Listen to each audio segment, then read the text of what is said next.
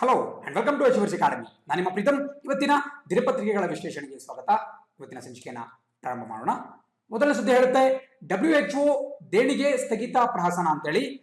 ನಿನ್ನೆ ಒಂದು ಪ್ರಮುಖವಾದಂತಹ ಸುದ್ದಿ ಬಂದಿತ್ತು. ಏನಪ್ಪಾ ಅಂತ ಹೇಳಿದ್ರೆ, ವಿಶ್ವ ಆರೋಗ್ಯ ಸಂಸ್ಥೆ ಅಥವಾ ವರ್ಲ್ಡ್ ಹೆಲ್ತ್ ಆರ್ಗನೈಸೇಷನ್ ಏನಿದೆ WHO, ಅದಕ್ಕೆ ನೀಡ್ತಿದ್ದಂತಹ ದೇಣಿಗೆಯನ್ನ ಸ್ಥಗಿತಗೊಳಿಸುವುದಾಗಿ ಅಮೆರಿಕದ ಅಧ್ಯಕ್ಷ ಡೊನಾಲ್ಡ್ ಟ್ರಂಪ್ ಅವರು ಘೋಷಣೆ ಮಾಡಿದ್ದಾರೆ. ಸೊ ಇದಕ್ಕೆ ಸಂಬಂಧಪಟ್ಟಂತಹ ವಿಷಯಗಳ ಬಗ್ಗೆ ನಾವೀಗ ಡಿಸ್ಕಸ್ ಮಾಡ್ತಾ ಹೋಗೋಣ. ಸೊ ಮೊದಲನೇದಾಗಿ WHO ಅಂತಕ್ಕಂತಹದ್ದು ಜೆನಿವಾ, ಏನು ಸ್ವಿಟ್ಜರ್ಲೆಂಡ್ ದೇಶದ ಜೆನಿವಾ ಇದೆ, ಅದರಲ್ಲಿ ಇದರ ಕೇಂದ್ರ ಕಚೇರಿ ಇದೆ. ಪ್ರಪಂಚಾದ್ಯಂತ ಬರ್ತಕ್ಕಂತಹ ಎಲ್ಲಾ ರೀತಿಯ ಈ ಆರೋಗ್ಯ ತುರ್ತು ಪರಿಸ್ಥಿತಿಯನ್ನ ಎದುರಿಸುವ ನಿಟ್ಟಿನಲ್ಲಿ ನಮ್ಮ ವಿಶ್ವಸಂಸ್ಥೆಯ ಅಂಗಸಂಸ್ಥೆಯಾಗಿ, ಯುನೈಟೆಡ್ ನೇಷನ್ಸ್ ನ ಒಂದು ಅಂಗಸಂಸ್ಥೆಯಾಗಿ WHO ಕಾರ್ಯನಿರ್ವಹಿಸ್ತಾ ಇದೆ. ಇದರ ಕೇಂದ್ರ ಕಚೇರಿ ನಾನು ಹೇಳಿದಾಗೆ ಸ್ವಿಟ್ಜರ್ಲೆಂಡ್ ದೇಶದ ಜೆನಿವಾದಲ್ಲಿ ಬರುತ್ತೆ. ಎಲ್ಲರೂ ಕೂಡ ದಯವಿಟ್ಟು ನೋಟ್ ಡೌನ್ ಮಾಡ್ಕೊಳ್ಳೇಬೇಕು. ಅಂಡ್ ಇದರ ಮುಖ್ಯಸ್ಥರಾಗಿ ಪ್ರಸ್ತುತ ಟೆಡ್ರೋಸ್ ಅವರಿದ್ದಾರೆ. ಟೆಡ್ರೋಸ್ ಗೆಬ್ರಿಯೋಸಿಸ್ ಅನ್ನೋರು, ಟೆಡ್ರೋಸ್ ಅಂತ ಬರ್ಕೊಂಡ್ರೆ ಕೂಡ ಸಾಕಾಗುತ್ತೆ. ಟೆಡ್ರೋಸ್ ಗೆಬ್ರಿಯೋಸಿಸ್ ಇವರು ಪ್ರಸ್ತುತವಾಗಿ ಇದರ ಮುಖಂಡರಾಗಿ ಕಾರ್ಯನಿರ್ವಹಿಸುತ್ತಿದ್ದಾರೆ. ಈಗ ನಾವು ಸುದ್ದಿಗೆ ಬರೋದಾದ್ರೆ, ಯಾಕಪ್ಪ ಡೊನಾಲ್ಡ್ ಟ್ರಂಪ್ ಅವರಿಗೆ WHO ವಿರುದ್ಧ ಅವರಿಗೆ ವಿರೋಧ ವ್ಯಕ್ತಪಡಿಸುತ್ತಿದ್ದಾರೆ, ಏನಕ್ಕೆ ದೇಣಿಗೆಯನ್ನ ಸ್ಟಾಪ್ ಮಾಡಕ್ಕೆ ಮುಂದಾಗಿದ್ದಾರೆ ಅಂತ ಹೇಳಿದ್ರೆ, ಒಂದನ್ನ ನೆನ್ಪಿಟ್ಕೊಳ್ಳಿ, ಏನು ಚೀನಾ ದೇಶದಲ್ಲಿ ಕಳೆದ ವರ್ಷ ಕೊನೆಯಲ್ಲಿ ಅಂದ್ರೆ ನವೆಂಬರ್ ಡಿಸೆಂಬರ್ ನಲ್ಲಿ ಈ ಕೊರೋನಾ ವೈರಸ್ ನ ಔಟ್ಬ್ರೇಕ್ ಉಂಟಾಯಿತು. ಆ ಸಂದರ್ಭದಲ್ಲಿ ಈ ಒಂದು ಸಿಚುವೇಶನ್ ನ ಸರಿಯಾಗಿ ಹ್ಯಾಂಡಲ್ ಮಾಡಕ್ಕಾಗಲಿಲ್ಲ ಅಂತಕ್ಕಂತಹದ್ದು ಡೊನಾಲ್ಡ್ ಟ್ರಂಪ್ ಅವರ ಆರೋಪ. ಕೇವಲ ಅವರ ಆರೋಪ ಮಾತ್ರವಲ್ಲ, ಜಗತ್ತಿನ ಬಹಳಷ್ಟು ಜನ ಈ ಪರಿಣಿತರು WHO ನ ಕಾರ್ಯವನ್ನ ಶ್ಲಾಘಿಸಿಲ್ಲ, ಬದಲಾಗಿ ಅದನ್ನ ವಿರೋಧಿಸಿದ್ದಾರೆ. ಯಾಕಪ್ಪ ಅಂದ್ರೆ ಅವರು ಸ್ವಲ್ಪ ಸ್ಲೋ ಆಗಿ ತಮ್ಮ ನಿರ್ಧಾರವನ್ನ ತೆಗೆದುಕೊಳ್ತಾ ಬಂದ್ರು ಅಂತ ಹೇಳಲಾಗ್ತಾ ಇದೆ. ಸೊ ನಿಮಗೆ ಟೀಕೆಗಳು ಈ ಕಡೆ ಕಾಣಿಸ್ತಾ ಇದಾವೆ ನಿಮ್ಮ ಸ್ಕ್ರೀನ್ ನ ಎಡಭಾಗದಲ್ಲಿ. ಟೀಕೆಗಳ ಬಗ್ಗೆ ಕೂಡ ಒಂದು ಲಿಸ್ಟ್ ಅನ್ನ ಕೊಟ್ಟಿದ್ದಾರೆ. ಟೀಕೆ ಏನಪ್ಪ ಕಾರಣಗಳು ಅಂತ ಹೇಳಿದ್ರೆ, ಒಂದ್ ನೆನ್ಪಿಟ್ಕೊಳ್ಳಿ, ಪ್ರಪಂಚದ ಬಹಳಷ್ಟು ದೇಶಗಳು ಜನವರಿ ತಿಂಗಳಿನಲ್ಲೇ ಚೀನಾ ದೇಶಕ್ಕೆ ಹೋಗುವಂತಹ ಪ್ರವಾಸಿಗರಿಗೆ ನಿರ್ಬಂಧವನ್ನ ಹೇರುವಂತಹ ಕ್ರಮಕ್ಕೆ ಮುಂದಾಗ್ತವೆ. ಮತ್ತೆ ಚೀನಾದಿಂದ ಬರ್ತಿರ್ತಕ್ಕಂತಹ ಯಾತ್ರಿಕರನ್ನ ನಿರ್ಬಂಧಿಸುವುದಕ್ಕೆ ಮುಂದಾಗ್ತವೆ. ಬಟ್ ಅಂತಹ ಸಮಯದಲ್ಲಿ ನಮ್ಮ ವಿಶ್ವ ಆರೋಗ್ಯ ಸಂಸ್ಥೆ ಏನ್ ಹೇಳುತ್ತಪ್ಪ ಅಂತ ಹೇಳಿದ್ರೆ, ಯಾರು ಕೂಡ ಗಾಬರಿ ಆಗ್ಬಾರ್ದು, ಯಾರು ಕೂಡ ಯಾವುದೋ ಒಂದು ದೇಶದ ಜನರ ಮೇಲೆ ನಿರ್ಬಂಧವನ್ನ ಹೇರಿಕೆ ಮಾಡಬಾರ್ದು. ಯಾಕಪ್ಪ ಅಂದ್ರೆ ಇದು ಅಂತಹ ಸೀರಿಯಸ್ ಆದಂತಹ ಇಶ್ಯೂ ಅಲ್ಲ ಅಂತ ಅವರು ಘೋಷಣೆ ಮಾಡ್ತಾರೆ. ಜೊತೆಗೆ ಚೀನಾವನ್ನ ವಿರೋಧಿಸಿದಂತಹ ಹಲವಾರು ಸಂಸ್ಥೆಗಳಿಗೆ ಅವರು ಎಚ್ಚರಿಕೆಯನ್ನ ಕೂಡ ಕೊಡ್ತಾರೆ. ಇದರಿಂದ ಸುಮ್ಮನೆ ಅನ್ನೆಸೆಸರಿಯಾಗಿ ಪ್ಯಾನಿಕ್ ಉಂಟಾಗುತ್ತೆ, ಅಂದ್ರೆ ಆತಂಕ ಉಂಟಾಗುತ್ತೆ. ಸೊ ನೀವು ಯಾರು ಇಂತಹ ಕೆಲಸಗಳಿಗೆ ಕೈ ಹಾಕಬಾರ್ದು, ಇದು ಅಷ್ಟೊಂದು ವೇಗವಾಗಿ ಹಬ್ಬುವಂತಹ ಸಾಂಕ್ರಾಮಿಕ ರೋಗ ಅಲ್ಲ ಅಂತ ಸ್ವತಃ WHO ಅವರು ತಿಳಿಸ್ತಾರೆ. ಇದು ಪ್ರಮುಖವಾಗಿ ಬೇರೆ ಬೇರೆ ಪರಿಣಿತರ ಕಣ್ಣನ್ನ ಕೆಂಪಗ ಮಾಡಿದೆ. ಯಾಕಪ್ಪ ಅಂತ ಹೇಳಿದ್ರೆ, ಈ ಒಂದು ಆದೇಶವನ್ನು ಅವರು ಕೊಡದೇ ಇದ್ದಿದ್ರೆ ಬಹಳಷ್ಟು ದೇಶಗಳು ಜನವರಿ ಫೆಬ್ರವರಿ ತಿಂಗಳಲ್ಲೇ ಎಚ್ಚೆತ್ಕೊಳ್ತಾ ಇದ್ವು. ಅದು ಒಂದು ರೀಸನ್ ಆಗುತ್ತೆ. ಎರಡನೇ ರೀಸನ್ ನೀವು ನೋಡ್ತಾ ಇದ್ದೀರಾ, ಒಂದ್ ನೆನ್ಪಿಟ್ಕೊಳ್ಳಿ, ಚೀನಾ ದೇಶದಲ್ಲಿ ಕಮ್ಯುನಿಸ್ಟ್ ಆಡಳಿತ ಇದೆ. ನಾನು ಯಾವಾಗಲೂ ಕೂಡ ಹೇಳ್ತಾ ಇರ್ತೀನಿ, ಕಮ್ಯುನಿಸ್ಟ್ ಆಡಳಿತ ಇರತಕ್ಕಂತಹ ದೇಶಗಳಲ್ಲಿ ಮೀಡಿಯಾ ಏನಿದೆ, ಮಾಧ್ಯಮ ಸ್ವತಂತ್ರವಾಗಿರುವುದಿಲ್ಲ. ಸೊ ಮಾಧ್ಯಮವನ್ನು ನಾವೇನ್ ಕರಿತೀವಪ್ಪ ಅಂದ್ರೆ ಮಸ್ಲಿಂಗ್ ಆಫ್ ಮೀಡಿಯಾ ಅಂತ ಒಂದು ಇಂಗ್ಲಿಷ್ ಅಲ್ಲಿ ಫ್ರೇಸ್ ಇದೆ ನೋಡಿ. ಮಸ್ಲಿಂಗ್ ಅಂದ್ರೆ, ನಿಮಗೆ ಉದಾಹರಣೆ ಕೊಡಬೇಕು ಅಂತ ಹೇಳಿದ್ರೆ, ಏನು ಹೊಲಗಳಲ್ಲಿ ಬಿತ್ತನೆ ಮಾಡ್ಬೇಕಾದ್ರೆ ಏನು ಉಳುಮೆ ಮಾಡ್ತೀವಿ ನಾವು, ಅಂತಹ ಸಮಯಗಳಲ್ಲಿ ಎತ್ತುಗಳನ್ನ ಬಳಸ್ತೀವಿ. ಸೊ ಆ ಎತ್ತುಗಳ ಬಾಯಿಗೆ ಒಂದು ಕವಚವನ್ನು ಹಾಕಿರ್ತೀವಿ. ಫಾರ್ ಎಕ್ಸಾಂಪಲ್, ಎತ್ತುಗಳು ಅಲ್ಲಿರ್ತಕ್ಕಂತಹ ಬೀಜಗಳನ್ನ ಅಥವಾ ಗಿಡಗಳನ್ನ ಮೇಯಬಾರದು, ಅಥವಾ ಗೊಬ್ಬರ ಹಾಕಿರ್ತಕ್ಕಂತಹ ವಸ್ತುವನ್ನ ತಿನ್ನಬಾರದು ಅನ್ನೋ ಉದ್ದೇಶದಿಂದ ಈ ಬಿತ್ತನೆ ಸಮಯದಲ್ಲಿ ಏನು ಉಳುಮೆ ಮಾಡ್ತೀವಿ, ಆ ಎತ್ತುಗಳಿಗೆ ನಾವು ಮಜಲ್ ಅಂತಕ್ಕಂತಹ ಒಂದು ಕವಚವನ್ನು ಹಾಕಿರ್ತೀವಿ ಬಾಯಿಗೆ. ನೀವೆಲ್ಲರೂ ಕೂಡ ಗಮನಿಸಿರ್ಬೋದು, ಈ ರೀತಿ ಇರುತ್ತೆ ಒಂದು ಕವಚ. ಸೊ ಅದಕ್ಕೆ ನಾವು ಇಂಗ್ಲಿಷ್ ಅಲ್ಲಿ ಮಜಲ್ ಅಂತ ಕರಿತೀವಿ. ಸೊ ಒಂದ್ ನೆನ್ಪಿಟ್ಕೊಳ್ಳಿ, ಮಸ್ಲಿಂಗ್ ಆಫ್ ಮೀಡಿಯಾ ಅಂತ ಹೇಳಿದ್ರೆ, ಇಂತಹ ಕೆಲವೊಂದು ಸರ್ವಾಧಿಕಾರಿ ಧೋರಣೆ ಉಳ್ಳಂತಹ ಸರ್ಕಾರಗಳಿರ್ಬೋದು, ಕಮ್ಯುನಿಸ್ಟ್ ಆಡಳಿತ ಇರ್ಬೋದು, ಅಂತಹ ಸ್ಥಳಗಳಲ್ಲಿ ಈ ಮಾಧ್ಯಮಗಳೇನಿರುತ್ತೆ ಅವುಗಳ ಬಾಯಿಗೆ ಬೀಗ ಹಾಕಿರ್ತಾರೆ, ಮಜಲ್ ಹಾಕಿರ್ತಾರೆ. ಸೊ ಅಲ್ಲಿ ಮಾಧ್ಯಮಗಳು ಬಾಯಿ ಇರುವ ಸಾಧ್ಯತೆ ಇರಲ್ಲ. ಸೊ ಹಾಗಾಗಿ ಚೀನಾ ದೇಶದಲ್ಲಿ ಏನೇ ಮಾಹಿತಿ ಬಂದ್ರು ಅದು ಸರ್ಕಾರ ಇಷ್ಟಪಡುವಂತಹ ಮಾಹಿತಿ ಮಾತ್ರ ಬರುತ್ತೆ. ಬಟ್ ಭಾರತದಲ್ಲಿ ಹಾಗಲ್ಲ, ಸರ್ಕಾರವನ್ನ ವಿರೋಧಿಸುವಂತಹ ಲೇಖನಗಳು, ಆರ್ಟಿಕಲ್ಸ್ಗಳು ಮತ್ತೆ ಮಾಹಿತಿಗಳು ಕೂಡ ಹೊರಗಡೆ ಬರ್ತವೆ. ಬಟ್ ಚೀನಾ ಏನ್ ಮಾಡ್ತಪ್ಪ ಅಂತ ಹೇಳಿದ್ರೆ, ತನ್ನ ದೇಶದಲ್ಲಿ ನಡೀತಿರುವಂತಹ ಈ ಸಾಂಕ್ರಾಮಿಕ ರೋಗವನ್ನ ಮುಚ್ಚಿ ಹಾಕಕ್ಕೆ ಪ್ರಯತ್ನ ಪಡ್ತಾ ಹೋಯ್ತು. ಅದು ಇವಾಗ ಅತ್ಯಂತ ದುಬಾರಿಯಾಗಿ ಪರಿಣಮಿಸಿದೆ. ಕೇವಲ ಚೀನಾ ದೇಶಕ್ಕೆ ಮಾತ್ರವಲ್ಲ, ಇಡೀ ಪ್ರಪಂಚಕ್ಕೆ ದುಬಾರಿಯಾಗಿ ಪರಿಣಮಿಸಿದೆ. ಸೊ ಇಂತಹ ಸಂದರ್ಭದಲ್ಲಿ ಚೀನಾ ದೇಶಕ್ಕೆ ತೆರಳಿಬಿಟ್ಟು ಅಲ್ಲಿನ ನೈಜ ಸ್ಥಿತಿಯನ್ನ ಅವರು ನೋಡ್ಬೇಕಾಗಿತ್ತು. ಬಟ್ ಇಂತಹ ಒಂದು ಪ್ರಯತ್ನವನ್ನ WHO ಮಾಡಿದಾಗ ಚೀನಾ ದೇಶ ಅದಕ್ಕೆ ಅವಕಾಶ ಕೊಡಲಿಲ್ಲ. ಇಂತಹ ಸಮಯದಲ್ಲಿ ನಮ್ಮ WHO ಸುಮ್ಮನೆ ಕೂತ್ಕೊಂಡಿದ್ರು, ಅದಕ್ಕೆ ವಿರೋಧ ವ್ಯಕ್ತಪಡಿಸಬೇಕಾಗಿತ್ತು ಅನ್ನುವುದು ಟ್ರಂಪ್ ಅವರ ಒಂದು ಮಾತಾಗಿದೆ. ಜೊತೆಗೆ ಇಲ್ಲಿ ಕೂಡ ನೋಡ್ತಾ ಇದ್ದೀರಾ, ಮೂರನೇದರಲ್ಲಿ ನಮ್ ಅಂಟಿಲ್ ಮಾರ್ಚ್ 2ನೇ ವಾರದವರೆಗೂ ಕೂಡ WHO ಅವರು ಇದು ಅಂತಹ ದೊಡ್ಡ ಸಾಂಕ್ರಾಮಿಕ ರೋಗವೇನಲ್ಲ ಅಂತ ಹೇಳ್ಕೊಳ್ತಾನೆ ಬಂದಿದ್ರು. ಬಟ್ ಮಾರ್ಚ್ 2ನೇ ವಾರದಲ್ಲಿ ಮಾತ್ರ ಅವರು ಇದನ್ನ ಪ್ಯಾಂಡಮಿಕ್ ಅಂತ ಘೋಷಣೆ ಮಾಡ್ತಾರೆ. ನಿಮಗೆ ಒಂದು ವರ್ಡ್ ಯಾವಾಗಲೂ ಕೂಡ ಕೇಳಿ ಬರ್ತಾ ಇರುತ್ತೆ, ಪ್ಯಾಂಡಮಿಕ್ ಅಂತೇಳಿ. ಅದನ್ನು ಕೂಡ ಬರಿತಾ ಇದ್ದೀನಿ, ನೋಟ್ ಡೌನ್ ಮಾಡ್ಕೊಳ್ಳಿ. ಸೊ ಪ್ಯಾಂಡಮಿಕ್ ಅಂತ ಹೇಳಿದ್ರೆ ನೀವು ನೋಡ್ತಾ ಇದ್ದೀರಾ, ಜಾಗತಿಕ ಸೋಂಕು. ಎಪಿಡಮಿಕ್ ಅಂದ್ರೆ ಒಂದು ಸಾಂಕ್ರಾಮಿಕ ರೋಗ, ಒಂದು ಸಮುದಾಯಕ್ಕೆ ಮಾತ್ರ ಬರ್ತಾ ಇರುತ್ತೆ ಲೋಕಲ್ ಆಗಿ. ಬಟ್ ಪ್ಯಾಂಡಮಿಕ್ ಅಂತ ಹೇಳಿದ್ರೆ ಅದು ಜಾಗತಿಕವಾಗಿ ಹಬ್ತಾ ಇದೆ ಅಂತ ಅರ್ಥ. ಸೊ ಇಷ್ಟು ಲೇಟ್ ಆಗಿ ಅವರು ಡಿಸಿಷನ್ ತಗೊಂಡ್ರು. ಅವರ ಕರ್ತವ್ಯದಲ್ಲಿ ಬಹಳ ಲೋಪ ಇತ್ತು ಅನ್ನೋದನ್ನು ಮನಗೊಂಡು ಡೊನಾಲ್ಡ್ ಟ್ರಂಪ್ ಅವರು ಈ ಒಂದು ಘೋಷಣೆಯನ್ನ ಮಾಡಿದ್ದಾರೆ. ಒಂದ್ ನೆನ್ಪಿಟ್ಕೊಳ್ಳಿ, ಇಡೀ ವಿಶ್ವ ಆರೋಗ್ಯ ಸಂಸ್ಥೆಗೆ ಅತಿ ಹೆಚ್ಚು ದೇಣಿಗೆಯನ್ನ ಕೊಡ್ತಕ್ಕಂತಹ ದೇಶ ಯಾವುದಪ್ಪ ಅಂತ ಹೇಳಿದ್ರೆ ಅಮೆರಿಕ. ಇಲ್ಲಿ ನೋಡ್ತಾ ಇದ್ದೀರಾ, ಸುಮಾರು 3,000 ಕೋಟಿ ರೂಪಾಯಿಯನ್ನ ಅವರು 2019ರಲ್ಲಿ WHO ಗೆ ಕೊಟ್ಟಿದ್ರು. ಈ ವರ್ಷವೂ ಕೂಡ ಸುಮಾರು 3,000 ಕೋಟಿ ಕೊಡಬೇಕಾಗಿತ್ತು. ಬಟ್ ಈಗ ಟ್ರಂಪ್ ಅವರು ಅದನ್ನ ಕೊಡೋಲ್ಲ ಅಂತ ಹೇಳಿದ್ದಾರೆ. ಬಟ್ ಇದಕ್ಕೆ ಸಾಕಷ್ಟು ವಿರೋಧ ಕೂಡ ವ್ಯಕ್ತ ಆಗ್ತಿದೆ. ನೀವು ಚಿತ್ರದಲ್ಲಿ ನೋಡ್ತಾ ಇದ್ದೀರಾ, ಬಿಲ್ ಗೇಟ್ಸ್, ಏನು IT ಕಂಪನಿ ದಿಗ್ಗಜ ಆಗಿರ್ತಕ್ಕಂತಹ ಮೈಕ್ರೋಸಾಫ್ಟ್ ನ ಸಂಸ್ಥಾಪಕ ಬಿಲ್ ಗೇಟ್ಸ್ ಅವರು ವಿರೋಧ ವ್ಯಕ್ತಪಡಿಸಿದ್ದಾರೆ. ಜೊತೆಗೆ ಪಕ್ಕದಲ್ಲಿ ಆಂಟೋನಿಯೋ ಗುಟೆರಸ್, ಇವರು ಕೂಡ ನಮ್ಮ ವಿಶ್ವಸಂಸ್ಥೆ ಏನಿದೆ ಯುನೈಟೆಡ್ ನೇಷನ್ಸ್ ನ ಪ್ರಧಾನ ಕಾರ್ಯದರ್ಶಿ, ಇವರು ಕೂಡ ಇದಕ್ಕೆ ವಿರೋಧ ವ್ಯಕ್ತಪಡಿಸಿದ್ದಾರೆ. ಅಂಡ್ ನಾವು ಕೂಡ ನೋಡೋದಾದ್ರೆ ಪ್ರಸಕ್ತ ಸನ್ನಿವೇಶದಲ್ಲಿ WHO ತಪ್ಪು ಮಾಡಿದೆ ಅಂತಕ್ಕಂಥದ್ದು 100% ನಿಜ. ಅಲ್ಲಿ ನಾವು ಒಂದು ವರ್ಡ್ ಯೂಸ್ ಮಾಡ್ತೀವಿ, ಪೊಲಿಟಿಕಲ್ ಕರೆಕ್ಟ್ನೆಸ್ ಅಂತಕ್ಕಂಥ ಒಂದು ವರ್ಡ್ ಯೂಸ್ ಮಾಡ್ತೀವಿ. ಅಂದ್ರೆ ರಾಜಕೀಯವಾಗಿ ಸರಿ ಇರಬೇಕು ಅಂತ ಪ್ರಯತ್ನ ಪಡ್ತಿದ್ದಾರೆ, ಅದು ಖಂಡಿತ ತಪ್ಪು. ಯಾಕಪ್ಪ ಅಂದ್ರೆ ನಾವು ಈ ವಸ್ತುನಿಷ್ಠವಾದಂತಹ ರಿಪೋರ್ಟ್ ಅನ್ನ ಕೊಡಬೇಕಾಗುತ್ತೆ. ಬಟ್ ಇಲ್ಲಿ WHO ಎಲ್ಲೋ ಒಂದ್ ಕಡೆ ಚೀನಾ ದೇಶದ ಕೈಗೊಂಬೆಯಾಗಿ ಕಾರ್ಯನಿರ್ವಹಿಸಿದೆ ಅಂತ ಒಂದು ಡೌಟ್ ನಮಗೆ ಕಾಡ್ತಾ ಇದೆ. ಸೊ ಆ ನಿಟ್ಟಿನಲ್ಲಿ ನಮ್ಮ ದೇಶಕ್ಕೆ, ಪ್ರಪಂಚಕ್ಕೆ ಸಾಕಷ್ಟು ನಷ್ಟ ಕೂಡ ಉಂಟಾಗಿದೆ. ಬಟ್ ಆದ್ರೂ ಕೂಡ ಈ ಒಂದು ಸನ್ನಿವೇಶದಲ್ಲಿ WHO ಗೆ ಆರ್ಥಿಕ ನೆರವು ಬಹಳಷ್ಟು ಬೇಕಾಗುತ್ತೆ. ಯಾಕಪ್ಪ ಅಂದ್ರೆ ಜಗತ್ತಿನಲ್ಲಿ ಹಲವಾರು ದೇಶಗಳಿಗೆ ಮೂಲಭೂತ ಚಿಕಿತ್ಸೆ, ಮೂಲಭೂತ ಔಷಧಿಗಳಿಗೂ ಕೂಡ ದುಡ್ಡಿಲ್ಲ. ಇಂತಹ ಸಮಯದಲ್ಲಿ ಈ ಎಲ್ಲಾ ಒಂದು ಕಾರ್ಯವನ್ನ ಸಮರ್ಪಕವಾಗಿ ನಿರ್ವಹಣೆ ಮಾಡೋದಕ್ಕೆ WHO ಬಳಿ ಆರ್ಥಿಕ ನೆರವು ಕೂಡ ಬೇಕಾಗುತ್ತೆ. ಬಟ್ ಇಂತಹ ಸಮಯದಲ್ಲಿ ನೆರವನ್ನ ಹಿಂಪಡಿತಿರುವುದು ಅಷ್ಟೊಂದು ಸಮಂಜಸ ಅಲ್ಲ ಅನ್ನೋದು ನಮ್ಮ ಅಭಿಪ್ರಾಯ ಆಗಿರಬೇಕು. ಅಂಡ್ ನೋಡ್ಬೇಕಿದು ಎಲ್ಲಿವರೆಗೂ ಕೂಡ ಹೋಗುತ್ತೆ. ಒಂದ್ ಮಾತ್ರ ನಿಜ, WHO ತನ್ನ ಕರ್ತವ್ಯದಲ್ಲಿ ಭಾರಿ ಲೋಪವನ್ನ ಎಸಗಿದೆ. ಬಟ್ ಹಾಗಂತ ನಾವು ಈ ಸಮಯದಲ್ಲಿ ನೆರವನ್ನ ಕಟ್ ಮಾಡಬಾರ್ದು, ಬದಲಾಗಿ ಅವ್ರನ್ನ ವಿರೋಧ ಮಾಡಬೇಕು. ಅಂಡ್ ಆದ್ಮೇಲೂ ಕೂಡ ಒಂದಷ್ಟು ಎಚ್ಚರಿಕೆಯನ್ನ ಕೊಟ್ಬಿಟ್ಟು ಅವರಿಗೆ ಸ್ವಲ್ಪ ಮಟ್ಟಿಗೆ ನೆರವನ್ನ ಕೂಡ ಕೊಡಬೇಕಾಗುತ್ತೆ. ಇದೇ ರೀತಿ ನಾವು ಮುಂದಿನ ಸುದ್ದಿಯ ಗಮನ ಹರಿಸೋದಾದ್ರೆ, India to receive normal monsoon forecast IMD. ನಾನು ಕಳೆದ ಒಂದು ಕ್ಲಾಸ್ ನಲ್ಲಿ ಕೂಡ ಮಾತಾಡ್ತಾ ಇದ್ದೆ, IMD ಅಥವಾ ಇಂಡಿಯಾ ಮೀಟಿಯರಾಲಜಿಕಲ್ ಡಿಪಾರ್ಟ್ಮೆಂಟ್ ಬಗ್ಗೆ ಮಾತಾಡ್ತಾ ಇದ್ದೆ, ಅದು ಕೂಡ ಬರೆದ್ಬಿಡ್ತೀನಿ. IMD ಅಂದ್ರೆ ಇಂಡಿಯಾ ಮೀಟಿಯರಾಲಜಿಕಲ್ ಡಿಪಾರ್ಟ್ಮೆಂಟ್ ಅಂತ ಹೇಳಿ. ಇದು ನಮ್ಮ ಭಾರತೀಯ ಕೇಂದ್ರ ಸರ್ಕಾರ ಏನಿದೆ, ಕೇಂದ್ರ ಸರ್ಕಾರದ ಭೂ ವಿಜ್ಞಾನ ಅಂದ್ರೆ ಅರ್ತ್ ಸೈನ್ಸಸ್ ಅಂತ ಕರಿತೀವಿ, ಭೂ ವಿಜ್ಞಾನ ಇಲಾಖೆಯ ಅಡಿಯಲ್ಲಿ ಬರುತ್ತೆ ನಮ್ಮ ಕೇಂದ್ರ ಸರ್ಕಾರದ ಒಂದು ಡಿಪಾರ್ಟ್ಮೆಂಟ್. ಇದರ ಒಂದು ಕೇಂದ್ರ ಕಚೇರಿ ನವದೆಹಲಿಯಲ್ಲಿದೆ, ನ್ಯೂ ಡೆಲ್ಲಿಯಲ್ಲಿದೆ. ಏನಪ್ಪಾ ಇದ್ರ ಕೆಲಸ? ಫಸ್ಟ್ ಆಫ್ ಆಲ್ ಕನ್ನಡದಲ್ಲಿ ತಿಳ್ಕೊಂಬೋಣ. ಭಾರತೀಯ ಹವಾಮಾನ ಇಲಾಖೆ, ದಯವಿಟ್ಟು ನಿಮ್ಮ ನೋಟ್ಸ್ ಅಲ್ಲಿ ನೋಟ್ ಡೌನ್ ಮಾಡ್ಕೊಳ್ತಾ ಹೋಗಿ. ಭಾರತೀಯ ಹವಾಮಾನ ಇಲಾಖೆ. ಸೊ ಇವ್ರು ಏನ್ ಮಾಡ್ತಾ ಇದಾರಪ್ಪ ಪ್ರಸ್ತುತವಾಗಿ ಅಂತ ಹೇಳಿದ್ರೆ, ನಮ್ಮ ದೇಶದಲ್ಲಿ ಮಾನ್ಸೂನ್ ಮಳೆ ಏನ್ ಬರುತ್ತೆ, ಮುಂಗಾರು ಮಳೆ ಏನ್ ಬರುತ್ತೆ, ಆ ಮುಂಗಾರು ಮಳೆ ಸರಾಸರಿಯಷ್ಟೇ ಇರುತ್ತೆ ಅಂತ ಇವರು ಊಹೆ ಮಾಡಿದ್ದಾರೆ, ಪ್ರೆಡಿಕ್ಟ್ ಮಾಡಿದ್ದಾರೆ. ಸೊ ಅದ್ರ ಬಗ್ಗೆ ಸ್ವಲ್ಪ ಡೀಟೇಲ್ಸ್ ಅನ್ನ ತಿಳ್ಕೊಳ್ತಾ ಹೋಗೋಣ.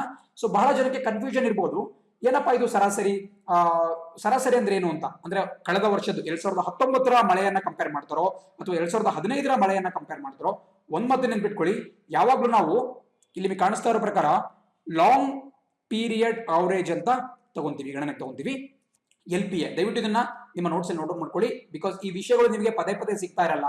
ಇದು ದ ಹಿಂದೂ ಪತ್ರಿಕೆಯಿಂದ ತೆಗೆದುಕೊಂಡಿರ್ತಕ್ಕಂತಹ ನ್ಯೂಸ್ ಆಗಿದೆ. ದಯವಿಟ್ಟು ನೋಟ್ ಡೌನ್ ಮಾಡ್ಕೊಳ್ಳಿ. ಅಂಡ್ ನೀವು ನಿಮ್ಮ ಆನ್ಸರ್ ಪೇಪರ್ ನಲ್ಲಿ ಇದನ್ನ ಯೂಸ್ ಮಾಡೋದ್ರಲ್ಲಿ ನಿಮ್ಮ ಆನ್ಸರ್ನ ಒಟ್ಟು ಮೌಲ್ಯ ತುಂಬಾ ಜಾಸ್ತಿ ಆಗುತ್ತೆ. ಸೊ LPA ಅಂದ್ರೆ ಲಾಂಗ್ ಪೀರಿಯಡ್ ಅವರೇಜ್ ಅಥವಾ ಕನ್ನಡದಲ್ಲಿ ದೀರ್ಘಕಾಲೀನ ಸರಾಸರಿ ಅಂತ ಕರಿತೀವಿ. ಸೊ ನಾವು ಈ ವರ್ಷ ಸರಾಸರಿಯಷ್ಟು ಮಳೆ ಆಗ್ತಿದೆ ಅಂತ ಹೇಳಿದ್ರೆ ಕಳೆದ ವರ್ಷದಷ್ಟು ಆಗ್ತಿದೆಯೋ ಅಥವಾ ಕಳೆದ 5 ವರ್ಷಗಳಷ್ಟು ಆಗ್ತಿದೆಯೋ ಅಂತ ಥಿಂಕ್ ಮಾಡಲ್ಲ. ಬದಲಾಗಿ ಕಳೆದ 50 ವರ್ಷಗಳಲ್ಲಿ ಎಷ್ಟು ಸರಾಸರಿ ಮಳೆ ಆಗಿರುತ್ತೋ ಅದಕ್ಕೆ ಕಂಪೇರ್ ಮಾಡಿ ಹೇಳ್ತೀವಿ, ಅದನ್ನು ನಾವು ಹೋಲಿಸ್ತೀವಿ. ಸೊ ಪ್ರಸ್ತುತವಾಗಿ ಯಾವ 50 ವರ್ಷಗಳ ಅವಧಿಯನ್ನು ನಾವು ತಗೊಂತೀವಪ್ಪ ಅಂತ ಹೇಳಿದ್ರೆ ಇಲ್ಲಿ ನಿಮಗೆ ಕಾಣಿಸ್ತಾ ಇದೆ, 1961ನೇ ಇಸ್ವಿಯಿಂದ 2010ನೇ ಇಸ್ವಿ, ಈ ಒಂದು 50 ವರ್ಷಗಳ ಅವಧಿ ಏನಿದೆ ಇದನ್ನ ನಾವು ಲಾಂಗ್ ಪೀರಿಯಡ್ ಅವರೇಜ್ ಅಂತ ನಾವು ಗಣನೆಗೆ ತೆಗೆದುಕೊಳ್ತೀವಿ. ಸೊ ಈ ಒಂದು ಸರಾಸರಿ ಏನಿದೆ, ಈ 50 ವರ್ಷಗಳಲ್ಲಿ ಎಷ್ಟು ಅವರೇಜ್ ಮಳೆ ಉಂಟಾಗಿತ್ತಪ್ಪ ಅದನ್ನ ನಾವು ಯಾರ್ಡ್ ಸ್ಟಿಕ್ ಅಥವಾ ಅಳತೆಗೋಲಾಗಿ ತಗೊಂತೀವಿ, ಅಳತೆಗೋಲು. ಸೊ ಅದಕ್ಕೆ ಕಂಪೇರ್ ಮಾಡಿಬಿಟ್ಟು ಈ ವರ್ಷ ಸುಮಾರು ಅಷ್ಟೇ ಇರುತ್ತೆ ಅಂತ ಅವರು ಪ್ರೆಡಿಕ್ಟ್ ಮಾಡಿದ್ದಾರೆ, ಊಹೆ ಮಾಡಿದ್ದಾರೆ. ಅಂದ್ರೆ 2020ರಲ್ಲಿ ಏನ್ ಮಳೆ ಬರುತ್ತಲ್ಲ ಮಾನ್ಸೂನ್, ಅದು ಕಳೆದ 50 ವರ್ಷಗಳ ಸರಾಸರಿ 1961ನೇ ಇಸ್ವಿಯಿಂದ 2010ನೇ ಇಸ್ವಿಯ ಸರಾಸರಿ ಮಳೆಗೆ ಅದು ಸೇಮ್ ಆಗಿರುತ್ತೆ ಅಂತ ಹೇಳಿದ್ದಾರೆ. ಬಟ್ ಒಂದು ಮತ್ತೆ ನೆನ್ಪಿಟ್ಕೋಬೇಕು, ಇದೆಲ್ಲದೂ ಕೂಡ ಕೇವಲ ಊಹೆ ಅಷ್ಟೇ. ಒಂದು ಮ್ಯಾಥಮೆಟಿಕಲ್ ಡೈನಾಮಿಕಲ್ ಮಾಡೆಲ್ ಅನ್ನು ಯೂಸ್ ಮಾಡಿಬಿಟ್ಟು, ಆ ಒಂದು ಗಣಿತದ ಮಾದರಿಯನ್ನ ಯೂಸ್ ಮಾಡಿಬಿಟ್ಟು ಸೂಪರ್ ಕಂಪ್ಯೂಟರ್ಗಳ ಸಹಾಯದಿಂದ ಇದನ್ನ ಅವರು ಕ್ಯಾಲ್ಕುಲೇಟ್ ಮಾಡಿದ್ದಾರೆ. ಸೊ ಇದರಲ್ಲಿ 5% +or-5 ಅಷ್ಟು ಎರರ್ ಇರುತ್ತೆ, ತಪ್ಪಿರಬಹುದು. ಅಂದ್ರೆ ಅವರು ಹೇಳಿರೋದಕ್ಕಿಂತ 5% ಜಾಸ್ತಿ ಆಗ್ಬೋದು ಅಥವಾ ಕಮ್ಮಿ ಕೂಡ ಆಗ್ಬೋದು. ಬಟ್ ಒಟ್ಟಿನಲ್ಲಿ ಸರಾಸರಿ ಅಷ್ಟೇ ಮಳೆ ಬರುತ್ತೆ. ಇದು ಬಹಳ ಒಂದು ಸ್ವಾಗತಾರ್ಹ ಸುದ್ದಿ. ಯಾಕಪ್ಪ ಅಂದ್ರೆ ಭಾರತದಲ್ಲಿ ಇವತ್ತಿಗೂ ಕೂಡ ಸಮರ್ಪಕವಾದಂತಹ ನೀರಾವರಿ ಸೌಲಭ್ಯವಿಲ್ಲ. ನಮ್ಮಲ್ಲಿ ಇವತ್ತಿಗೂ ಕೂಡ ರೈತರು ಮಳೆಯ ಆಶ್ರಯವನ್ನ ಬಯಸ್ಬಿಟ್ಟು ಬೆಳೆಯನ್ನ ಬೆಳೀತಾರೆ. ಸೊ ಮಾನ್ಸೂನ್ ತುಂಬಾ ಚೆನ್ನಾಗಾಯ್ತಪ್ಪ ಅಂತ ಹೇಳಿದ್ರೆ ಆಬ್ವಿಯಸ್ಲಿ ನಮ್ಮ ದೇಶದಲ್ಲಿ ಕೃಷಿ ಉತ್ಪಾದನೆ ಜಾಸ್ತಿ ಆಗುತ್ತೆ, ನಮ್ಮ ದೇಶದ ಆರ್ಥಿಕತೆ ಕೂಡ ಚೆನ್ನಾಗುತ್ತೆ. ಸೊ ಇದು ಬಹಳ ಒಂದು ಉತ್ತಮವಾದಂತಹ ನ್ಯೂಸ್ ಅಂತಾನೆ ಹೇಳ್ಬೋದು. ಅಂಡ್ ಅದೇ ರೀತಿ ಮತ್ತೊಂದು ನಿಮಗೆ ಎಲ್ನಿನೋ ಅಂತ ಕೂಡ ಕಾಣಿಸ್ತಾ ಇದೆ. ನಿಮಗೆ ಜಿಯೋಗ್ರಫಿಯಲ್ಲಿ ಇದಕ್ಕೆ ಸಂಬಂಧಪಟ್ಟಂತ ಸಂಪೂರ್ಣ ಕ್ಲಾಸ್ ಅನ್ನು ಮಾಡ್ಕೊಡ್ಲಾಗುತ್ತೆ. ಬಟ್ ಆದ್ರೂ ಕೂಡ ಎಲ್ನಿನೋ ಬಗ್ಗೆ ಗಮನಿಸೋದಾದ್ರೆ, ನಮ್ಮ ಏನು ದಕ್ಷಿಣ ಅಮೆರಿಕ ಬರುತ್ತೆ, ದಕ್ಷಿಣ ಅಮೆರಿಕ ಖಂಡದಲ್ಲಿ ಬರುವಂತಹ ಪೆರು ದೇಶದ ಕರಾವಳಿ ತೀರದಲ್ಲಿ ಉಂಟಾಗುವಂತಹ ಒಂದು ಮಾರುತವನ್ನ ನಾವು ಎಲ್ನಿನೋ ಅಂತ ಕರಿತೀವಿ. ಅಷ್ಟು ದೂರದಲ್ಲಿ ಅಂದ್ರೆ ಪೆಸಿಫಿಕ್ ಓಷನ್ ನಲ್ಲಿ, ಪೆಸಿಫಿಕ್ ಸಾಗರ ಏನ್ ಬರುತ್ತೆ ಅಲ್ಲಿ ಬರುವಂತಹ ಪೆರು ದೇಶದ ಕರಾವಳಿ ತೀರದಲ್ಲಿ ಬರುವಂತಹ ಒಂದು ಮಾರುತದಿಂದ ನಮ್ಮ ಇಡೀ ಭಾರತದ ಮಾನ್ಸೂನ್ ವ್ಯವಸ್ಥೆ ಅದರ ಮೇಲೆ ಅವಲಂಬಿತವಾಗಿದೆ.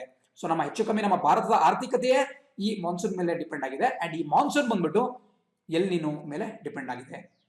ಸೊ ಎಲ್ನಿನೋ ಪೆರು ದೇಶದಲ್ಲಿ ಬಂತು ಅಂತ ಹೇಳಿದ್ರೆ ನಮ್ಮ ದೇಶದಲ್ಲಿ ಈ ಮಾನ್ಸೂನ್ ಕಡಿಮೆ ಆಗುತ್ತೆ ಅಂಡ್ ಮಾನ್ಸೂನ್ ಇಂದ ಬರ್ತಕ್ಕಂತಹ ಮಳೆ ಪ್ರಮಾಣದಲ್ಲಿ ಕಡಿಮೆ ಉಂಟಾಗುತ್ತೆ ಅನ್ನೋದು ಒಂದು ಮಾತು.